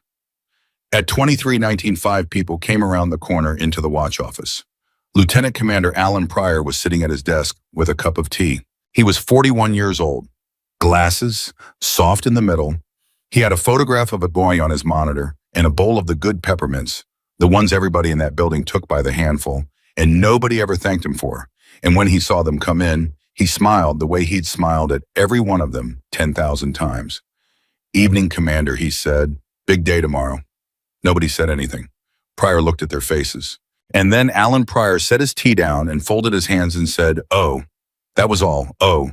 Mitchell went for him. He got about 2 feet before Emily's forearm hit his chest and stopped him like a wall, and Mitchell looked down at her arm in genuine shock because he outweighed her by 60 pounds and he hadn't moved her at all. "Sergeant," she said. "No." "He was at my kids, Sergeant." Mitchell stepped back, breathing hard. And Alan Pryor said, "How's Katie Ryan?" The room detonated. Mitchell screamed something and Kowalski caught him again, and Whitmore was shouting and Emily didn't move at all. And Alan Pryor sat there through the whole thing with his hands folded, perfectly calm, and when it died down, he said, "I'm sorry, that was cruel. I don't know why I said it." He actually looked embarrassed.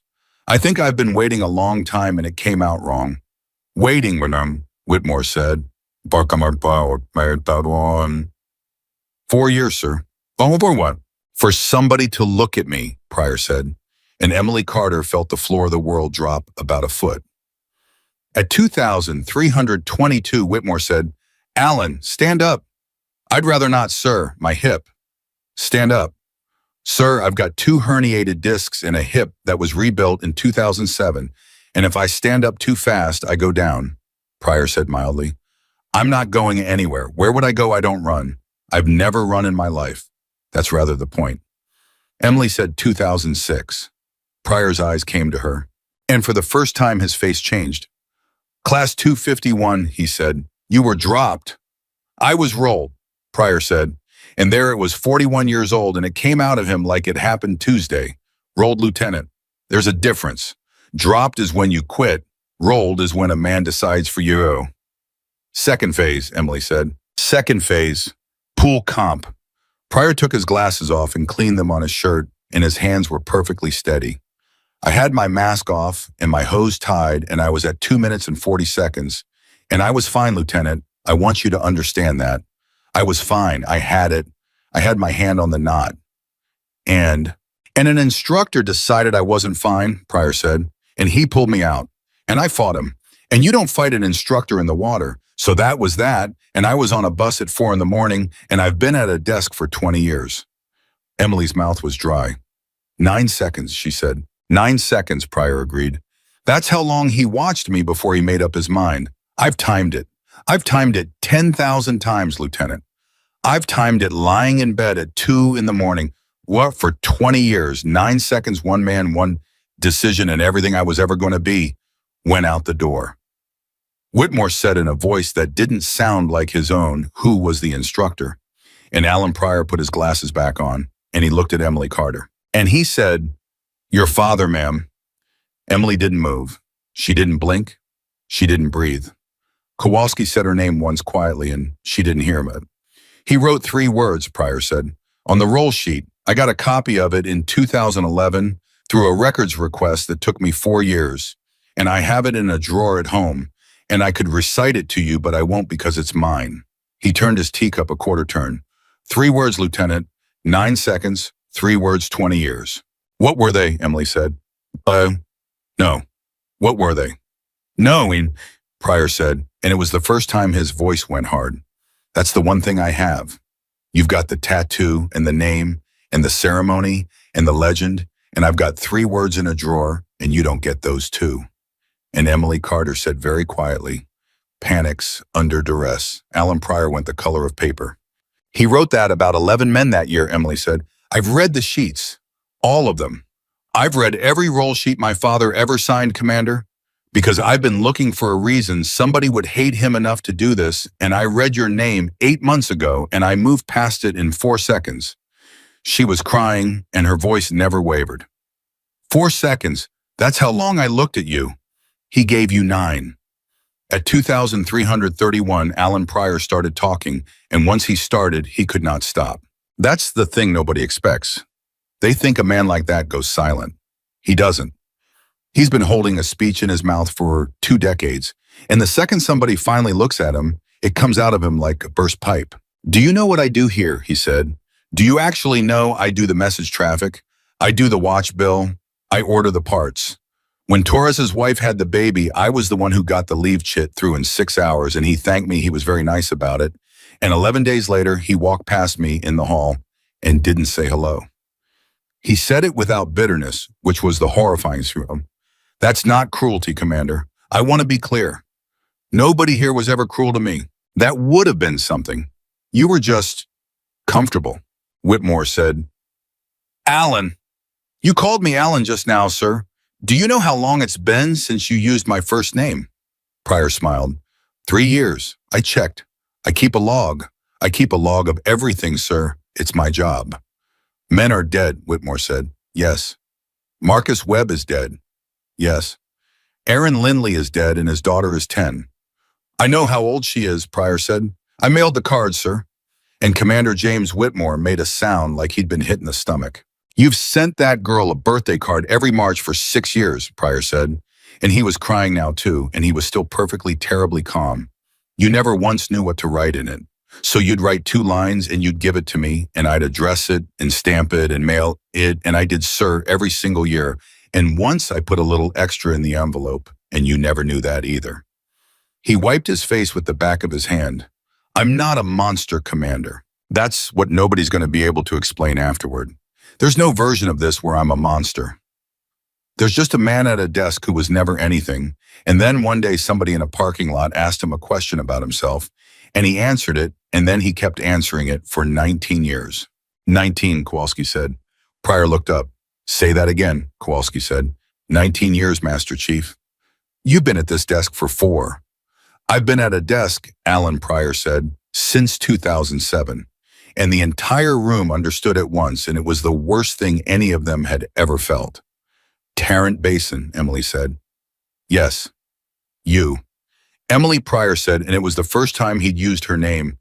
Who do you think handled the message traffic in 2014? Voss built that package. Voss carried that package, Pryor said gently. Voss was the face. Voss was the friend at the table with the pie. Somebody had to tell him where your father would be, and what he'd be reading, and what time he'd read it, and where the collection was thin at 200 on the 11th of October. He shrugged. It was a small, apologetic shrug. Ethan Voss is not a clever man, Emily. He's a warm man.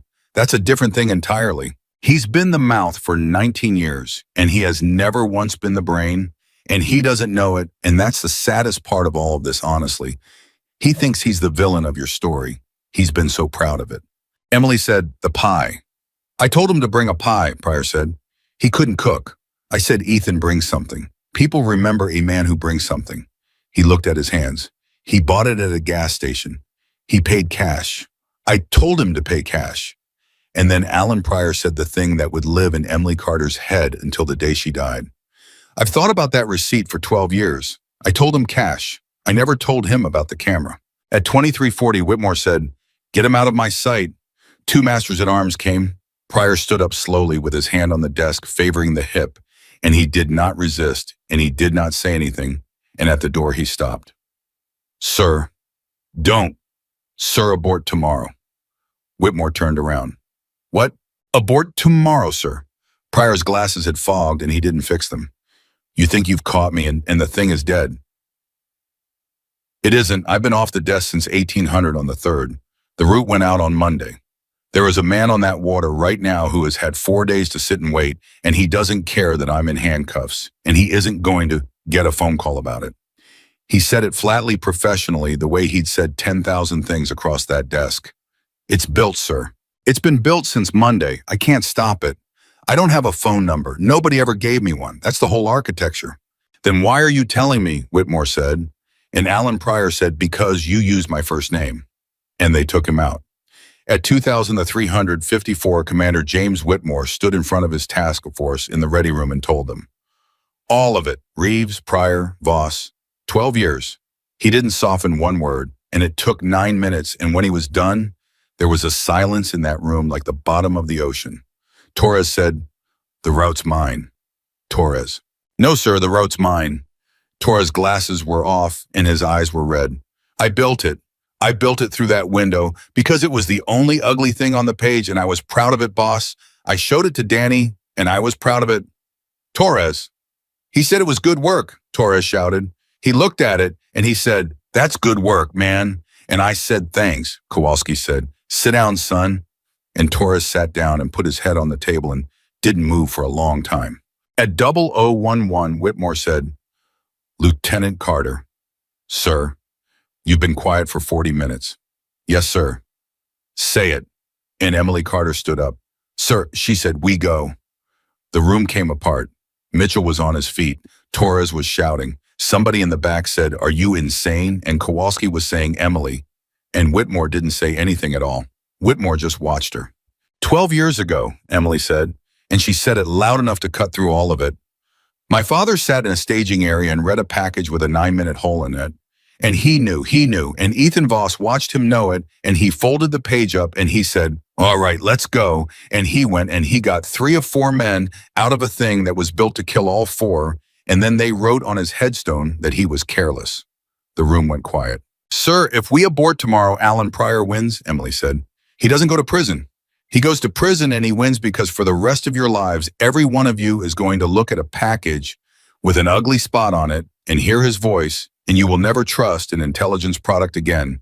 And this task force is finished. Not tomorrow. Slower. Worse." "So we walk into it," Torres said. "No," Emily said. "We walk into it knowing. That's the same. It is not the same, petty officer." She turned on him. "My father went in blind with his eyes open. That's not a contradiction. He knew it was a trap, and he did not know its shape. We know its shape. We know the hole. We know the man who cut it. We know the route because Torres built it and Pryor read it, and that means we know exactly where the enemy expects us to be at 0217 tomorrow night." Kowalski said slowly, "And if we're not there?" "Then for 11 minutes, Emily said, "they're the ones in the dark." Nobody breathed. "Sir," she said, "he spent 19 years making sure we never look at him. Let's give him the one thing he's never had in his life." Which is what Whitmore said, "a team that sees him coming." At 022, Commander James Whitmore stood at the head of the table with both hands flat on it and his head down for a long, long moment. Then he said, "Bill, boss, boat's at 2100. "Yes, boss." "Torres." "Sir." "Your route's beautiful," Whitmore said. "Build me an ugly one." Torres's head came up. "Sir." "Build me the worst insert you have ever drawn in your life. Build me the one that gets you laughed out of a briefing. Long, slow, stupid, cold. Wrong tide, wrong angle, no window." Whitmore's eyes were burning. "Build me the one no man with a desk and a logbook would ever believe we'd take." And Torres started laughing. He was crying and laughing at the same time, and he grabbed a pen and said, "Sir, we'd be on the water for 5.5 hours. Yes. In January. Yes. They'd be looking at that window for 11 minutes, wondering where the hell we..." Torres stopped, and his face changed completely. Boss, they'd have to come out." "Yes," Whitmore said, "they would." At 0031, Mitchell said, "What about Reeves? Everything stopped." "He's a witness," Whitmore said. "He's federal custody at 0600. "Boss," Mitchell's voice was ruined, and he checks the fuel twice. "Ryan." "I'm not saying let him go," Mitchell said. "I'm not. I swear to God I'm not. I want to put my hands through a wall. I'm saying he's the only person alive who sat in a car with the man in the parking lot. And if that guy's on that water tomorrow night..." "He's 26, Kowalski said quietly.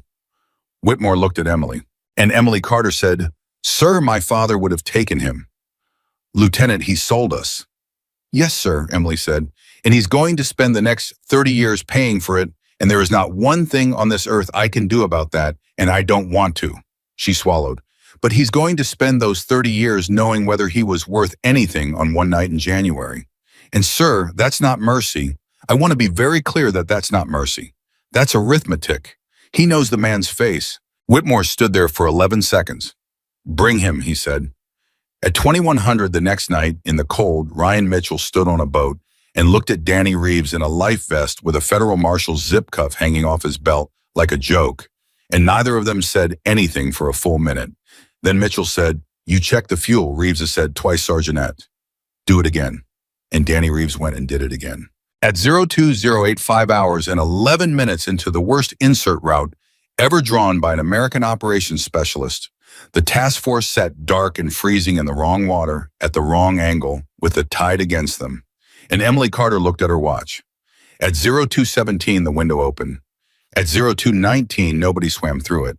At 0224, Torres's voice came over the net, and it was almost a whisper. "Boss, boss, they're coming out." Whitmore said, "Say again." "They're coming out," Torres said. 608. 8 bodies off the freighter into 2 small boats, and they're headed for the window. And boss, they are lit up. They've got white light on the water. They're not hiding. They've got no idea where. And then the net went dead. All of it. Every channel, not static, silence. And out on the black water, 1,100 meters behind them in the direction of nothing at all, a red flare went up. And Emily Carter, 27 years old, sitting in the dark in the wrong place at the wrong time, exactly as she'd planned, felt her stomach turn to ice. Because the flare hadn't come from the freighter. It had come from the shore, from the direction of Building 9. At 0224 and 30 seconds, Emily Carter said one word into a dead net, knowing nobody could hear her. "Sure." Kowalski heard her. He was 4 feet away. He turned his head and she saw his face in the last of the flare light, and it was the face of a 61-year-old man who understood something before anyone else on that boat. "Emily," he said, "that's the base." "I know. That's our base." "I know, Master Chief." Whitmore was already ripping the handset off the console. "Torres! Torres, say again." Nothing. He hit it twice with the heel of his hand, which is what every man in history has done to a dead radio. And it did what dead radios always do, which is nothing. "Bill, what have I got?" "Nothing, boss." "Give me something." And, "Boss, I've got nothing. It's all gone. It's not jammed. Jammed is noise." "It's not jammed," Emily said. "It's switched off." Whitmore turned. "There's a difference," he said. "Sir, jamming comes from a transmitter, and I'd hear it in my teeth." Her voice was flat and fast. "This is clean. This is somebody in a room with a keyboard taking our net down at the source, and there's exactly one room on this coast that can do that to this task force." Mitchell said from the bow, "The watch office." "The watch office," Emily said. "Pryor's in custody." "Yes, Sergeant, he is." And Ryan Mitchell said very quietly, "Then who's sitting at his desk?" At 2:25, Whitmore made the decision that Emily would think about for the rest of her life. He was 58 years old. He had 11 men on 2 boats in freezing black water, 5 hours from anywhere, with 8 lit-up enemy in small craft coming out of a hole 1,100 meters to the east, and a flare on his own beach behind him, and no radio. He had 4 seconds. And Commander James Whitmore turned around and said, "Bill, take the second boat and go home." "What?" "Go home, right now, full throttle, no light, straight in." "Boss, the enemy's east." "The enemy's east is 8 guys in a rubber boat with white light on Bill. That's not an assault force, that's a search party." Whitmore's voice cut like a saw. "They're confused. They're looking for us. Confused men in the open water is the best gift I've had in 18 months, and I am not spending my whole team on a gift." Kowalski stared at him. "You're splitting us," he said. "Yes." "Boss, that's the one thing you never—" "I know what it is," Whitmore shouted, and then he got himself back all at once, and when he spoke again, his voice was almost gentle. "Bill, somebody put a flare on my beach. Somebody who knew I'd see it. That's not a signal to them. That's a signal to me, Adam." "Why?" Kowalski said. "Because he wants me to come home," Whitmore said. "And Bill, that's the only thing tonight anybody's told me the truth about." Kowalski stood there for 1 second. Then he said, "Give me Reeves." "Bill, boss, if there's a face on that beach, he's the only one who's seen it," Kowalski said. "You said it yourself, arithmetic." And Whitmore said, "Take him." At 0226, Danny Reeves went across from one boat to the other, and Ryan Mitchell caught his arm halfway. "Danny." "Sergeant, listen to me." Mitchell's hand was shaking on the kid's sleeve. "I don't forgive you." "I know. I'm never going to forgive you. Not ever. You understand me. 20 years from now, my kid's going to get married and you're not going to be there because I'm never going to forgive you.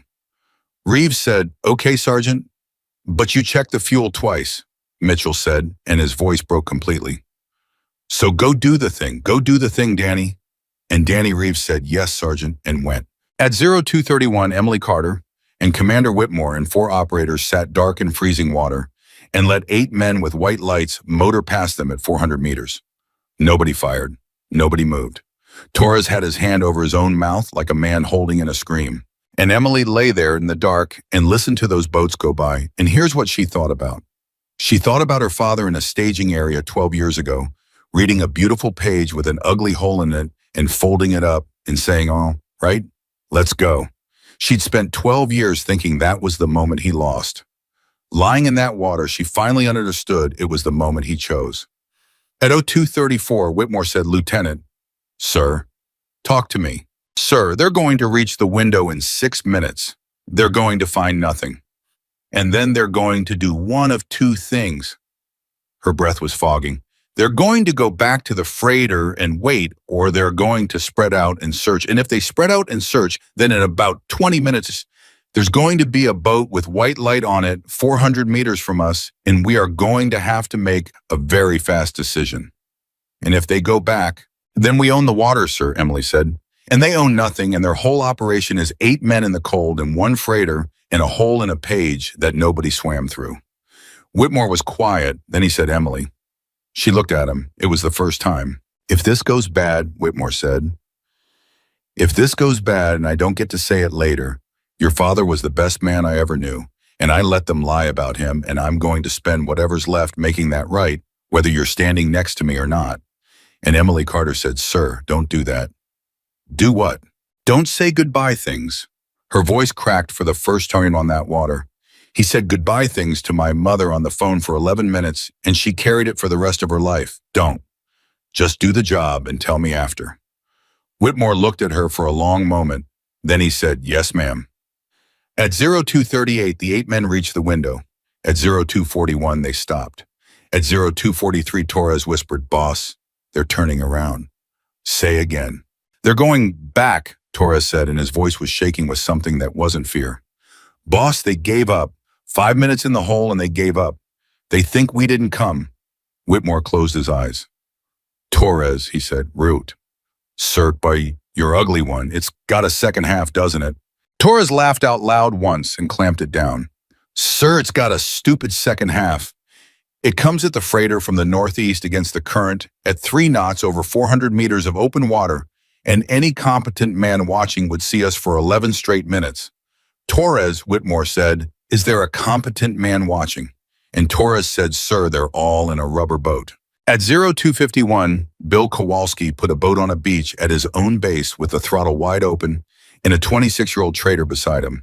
He came out of the water with a rifle and 41 years and knees that didn't work, and he made it 11 steps up the sand and stopped because there was a man standing at the top of the beach, just standing there. No weapon, hands out at his sides. And Danny Reeves made a sound like he'd been kicked. "Master Chief," he said. "Master Chief, that's him. Say it. That's the man from the parking lot."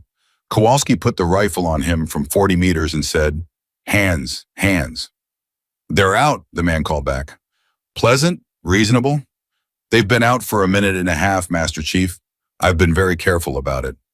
"On your face." "I will, absolutely, in 1 second." The man didn't move. "Master Chief, I set the flare." "I know you set the flare. Do you know why?" "I don't care." "You do," the man said. "You care more than anything in the world because I could have let those boats find your commander in the dark, and I didn't. And you want to know why, and you're going to want to know why every day for the rest of your life." Kowalski said, "On your face." And the man knelt down slowly, hands out, and lay down on the cold sand.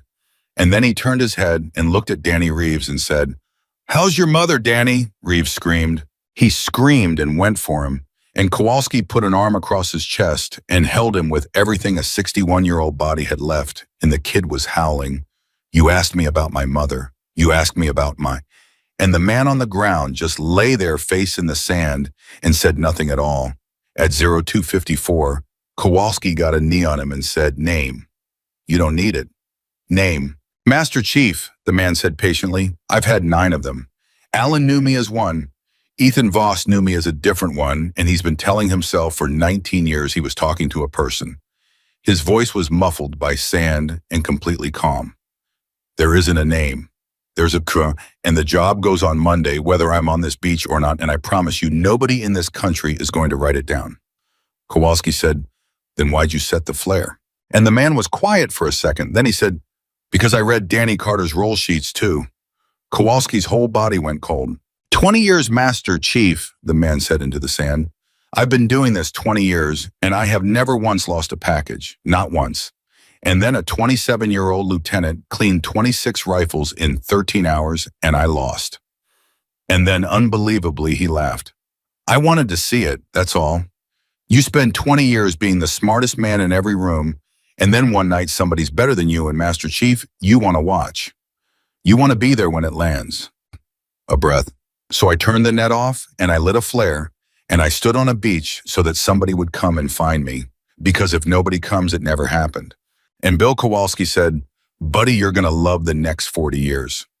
At 0311, the second half of Torres's stupid route put 4 Americans on the deck of a Panamanian flag coastal freighter that had precisely 2 men aboard because the other 8 were in rubber boats in the middle of the Chesapeake looking for a team that hadn't come.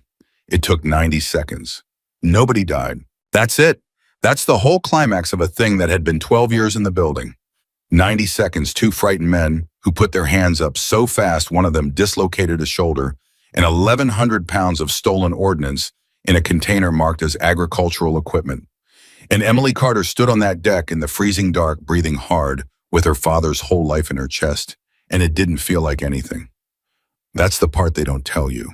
Lieutenant, Whitmore said, you all right?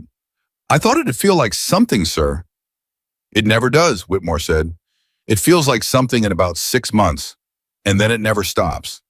At 03:18, the net came back on all at once, and Kowalski's voice filled everybody's head, and Torres actually cried. Boss, you copy? Send it, Bill. Beach is secure, 1 in custody. A pause. Boss, he was waiting for us. He set the flare himself. What? He set the flare so we'd come, Kowalski said. Boss, I'm going to need you to sit down before I tell you the rest. And Whitmore said, Bill, I've been sitting in a boat for 8 hours. Just say it. Reeves ID'd him, Kowalski said. Positive, parking lot, Virginia Beach 2 years ago. Whitmore closed his eyes. And boss, Kowalski said, he knew Danny Carter. At 1400 the next day, in a room with no windows and 4 federal agents and a lawyer, Emily Carter sat across a table from Ethan Voss for the second and last time. He looked older by 10 years. He'd turned himself in at 0700 at the front gate. He'd walked up to a 19-year-old sentry and said his own name and put his hands on his head, and the kid had had to call 3 people to find out who he was. Emily, he said. Ethan. He almost broke right there on his own first name. He wasn't the brain, she said. You know that now? Yes. You were never the villain. You were the pie. And Ethan Voss put his face in his hands and made a sound she'd remember for the rest of her life, because it was the sound of a man finding out at 54 years old that the one thing he'd been sure of about himself, that he'd been important enough to destroy something, wasn't true either. 19 years, he said. 19 years I thought I was. I know. He used to ask me about my knees, Voss said. Every call, 19 years. How are the knees, Ethan? And I thought, he stopped. I thought he was a friend. He asked Danny about his mother, Emily said. Voss laughed, and it was awful. Emily, I've got one thing, he said. One thing, and then I'll shut up for 30 years. Say it. He read the roll sheets, Voss said. That's what he did. That's how he found all of us. Every man he ever turned, he found in a file. He'd find the man your father wrote 3 words about, or the man who got passed over twice, or the kid whose mother was sick, and he'd sit in a car and listen to him for 40 minutes. He wiped his face. And Emily, I want you to understand what that means. He didn't recruit traitors. There aren't any. He recruited lonely men. That's all he ever did. 20 years, and every single one of us was just a man nobody looked at. Emily said, then look at me. Voss looked up. Look at me, she said. You taught me a bowling in my mother's backyard. 4th try. You were patient with me. and you were kind to me, and I loved you, and you helped kill my father." Her voice never went up. "And I have spent 12 years wanting to put a bullet in your mouth, and I sat in a diner with you, and I found out you were a tool, and that's so much worse, Ethan. Do you understand? That's so much worse, because now there's nobody to hate." "Emily, so here's what you get," she said and stood up. "You get to live, you get 30 years and a bad mattress, and every single morning you're going to wake up and know that you were a warm man, and they used that. That's not mercy. My father would have hated me for calling it mercy. It's just the truth, and you have to carry it, and I'm not carrying it for you anymore." She got to the door. "Emily," she stopped. "He was the best man I ever knew," Ethan Voss said. "And I want you to know he was better at 9 seconds than anybody in the history of that place, and Alan Pryor was right. That's the thing nobody will ever say out loud. Your father was wrong about him, he was wrong about Alan Pryor, and it took 20 years, and it killed him." His voice was destroyed. "That's what I can't get past. It wasn't a lie, it was a mistake. Your father made one mistake in his whole life, and it was a man." And Emily Carter stood in that doorway with her hand on the frame. "Yes," she said, "he did." And she went out. At 0900 on a Thursday in March, 11 weeks later, they put a chair in front of a review board in Washington, and Commander James Whitmore sat in it and did the bravest thing he ever did in his entire life, and there was no shooting in it at all. "Commander, you're aware this board's scope is the events of January 19th. "Yes, sir." "Then I'd ask you to confine your—" "No, sir," Whitmore said. The room stopped. "Say again, Commander." "With respect to no." Whitmore had a folder in front of him, and he didn't open it. "You've got my statement on the 19th. It's complete. Nobody died, and we recovered 1,100 pounds of ordnance, and you're going to give somebody a medal for it, and I want to talk about October 11th, 2014. "Commander Tarrant Basin, that matter is closed." "That matter is a lie, sir," Whitmore said, "and I helped." Nobody said anything. "In 2015, you hung a finding on Master Chief Daniel Carter that said he pushed past a hard abort criteria." Whitmore's voice was completely steady. "The abort criteria was dated the 14th. He died on the 11th.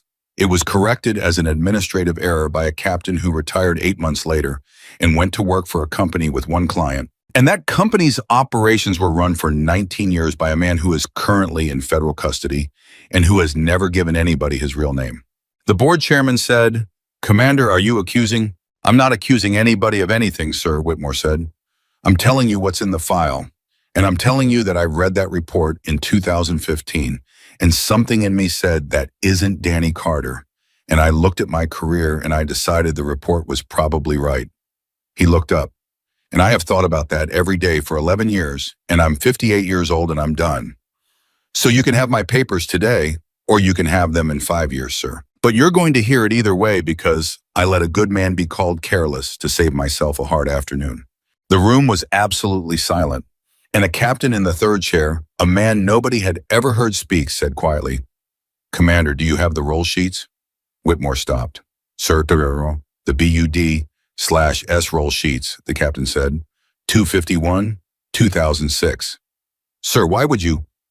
"Because I was in that class," the captain said. "And I remember a lieutenant in second phase who I've thought about for 20 years, and I always wondered where he went." At 11:30, they took a 2-hour recess. Whitmore came out into the hall, and Emily Carter was standing there in her service dress with her hands behind her back and her father's photograph in her pocket, and she'd been standing there for 4 hours, and he looked at her and couldn't say anything at all. So she said it. "Sir, you didn't have to do that." "Yes, I did. You could have taken the medal." "Lieutenant," Whitmore said, "I've had a medal since 2007 that says I did something in a canal in Ramadi." His eyes were wet.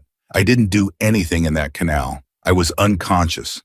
A man carried me 400 meters with a hole in his hip, and then he got on a bird and never said a word about it for 8 years. Emily's chin came up. "So no," Whitmore said. "I don't want the medal. I've had his the whole time." At 1600, the board came back. It took 4 months after that.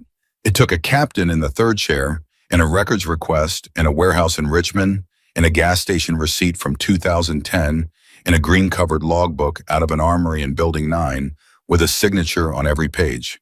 And on a Tuesday in July, they changed the record. Not a ceremony, not a press release. That's not how it works, and anybody who tells you otherwise has never been near it. A finding was vacated. 3 paragraphs were rewritten.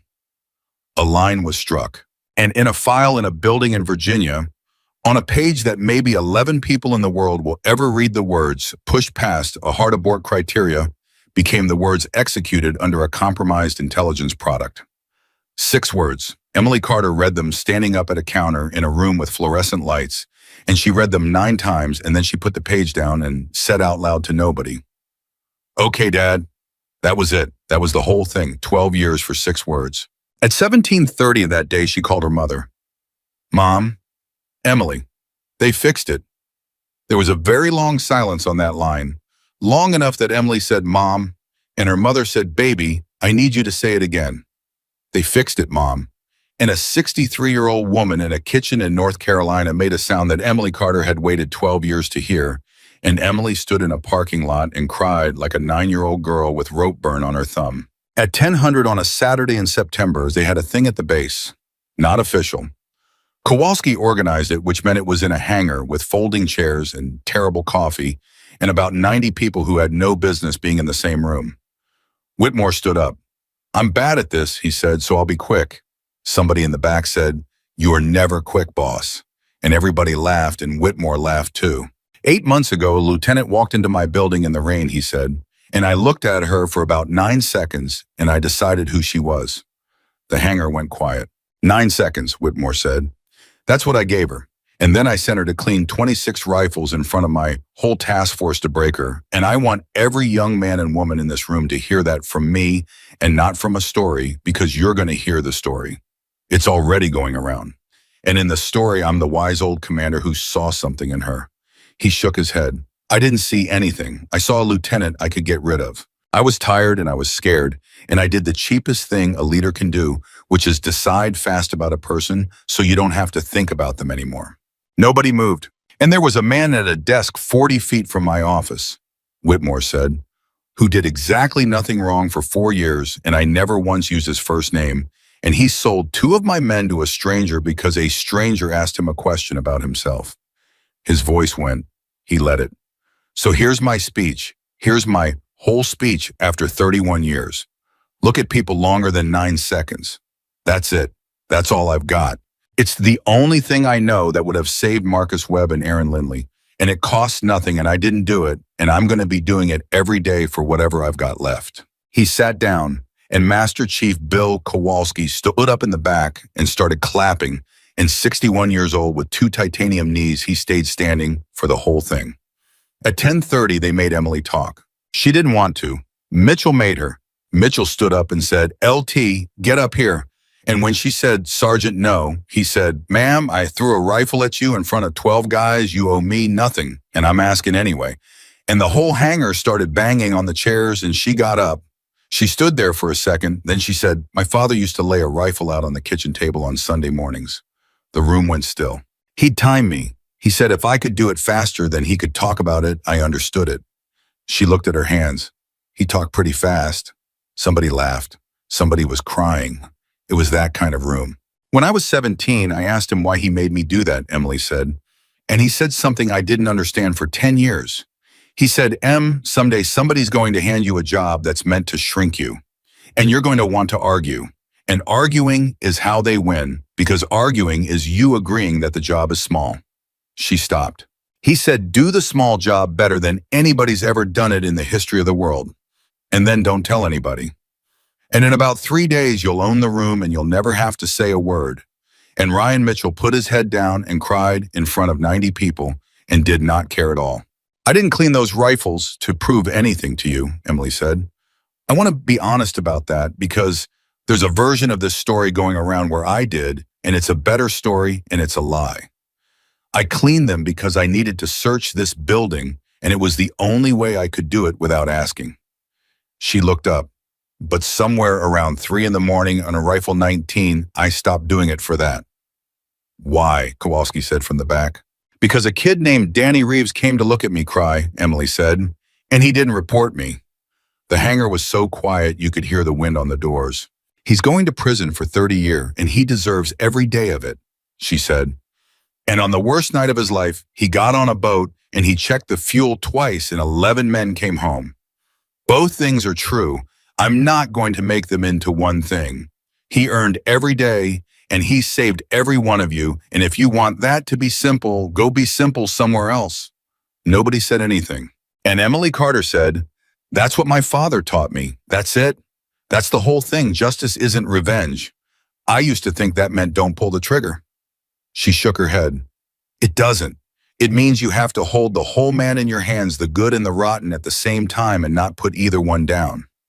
Revenge is easy because you only have to hold half. At 1200, they hung a photograph on the wall in the back hallway of Building 9, behind a door that requires a badge. A man in a dive vest, squinting into the sun, one arm around a 9-year-old girl, and under it on a small brass plate, 6 words because Kowalski had insisted, and nobody argued with Kowalski Master Chief Daniel Carter. He knew. And 2 years later, when a new lieutenant walked into Building 9 on a Tuesday, Commander Emily Carter did not look at him for 9 seconds and decide who he was. She looked at him for 11 months. Because she had learned the only thing worth learning in that building, and it wasn't on her arm, and it wasn't in her father's Fifamai, and it wasn't in any report anybody ever wrote. The strongest person in any room is the one who refuses to be small when they're told to be, and refuses to make anyone else small when it's finally their turn. That's the story. That's all of it. The day they laughed at the new girl, and every day after in that building, nobody laughed at anybody again.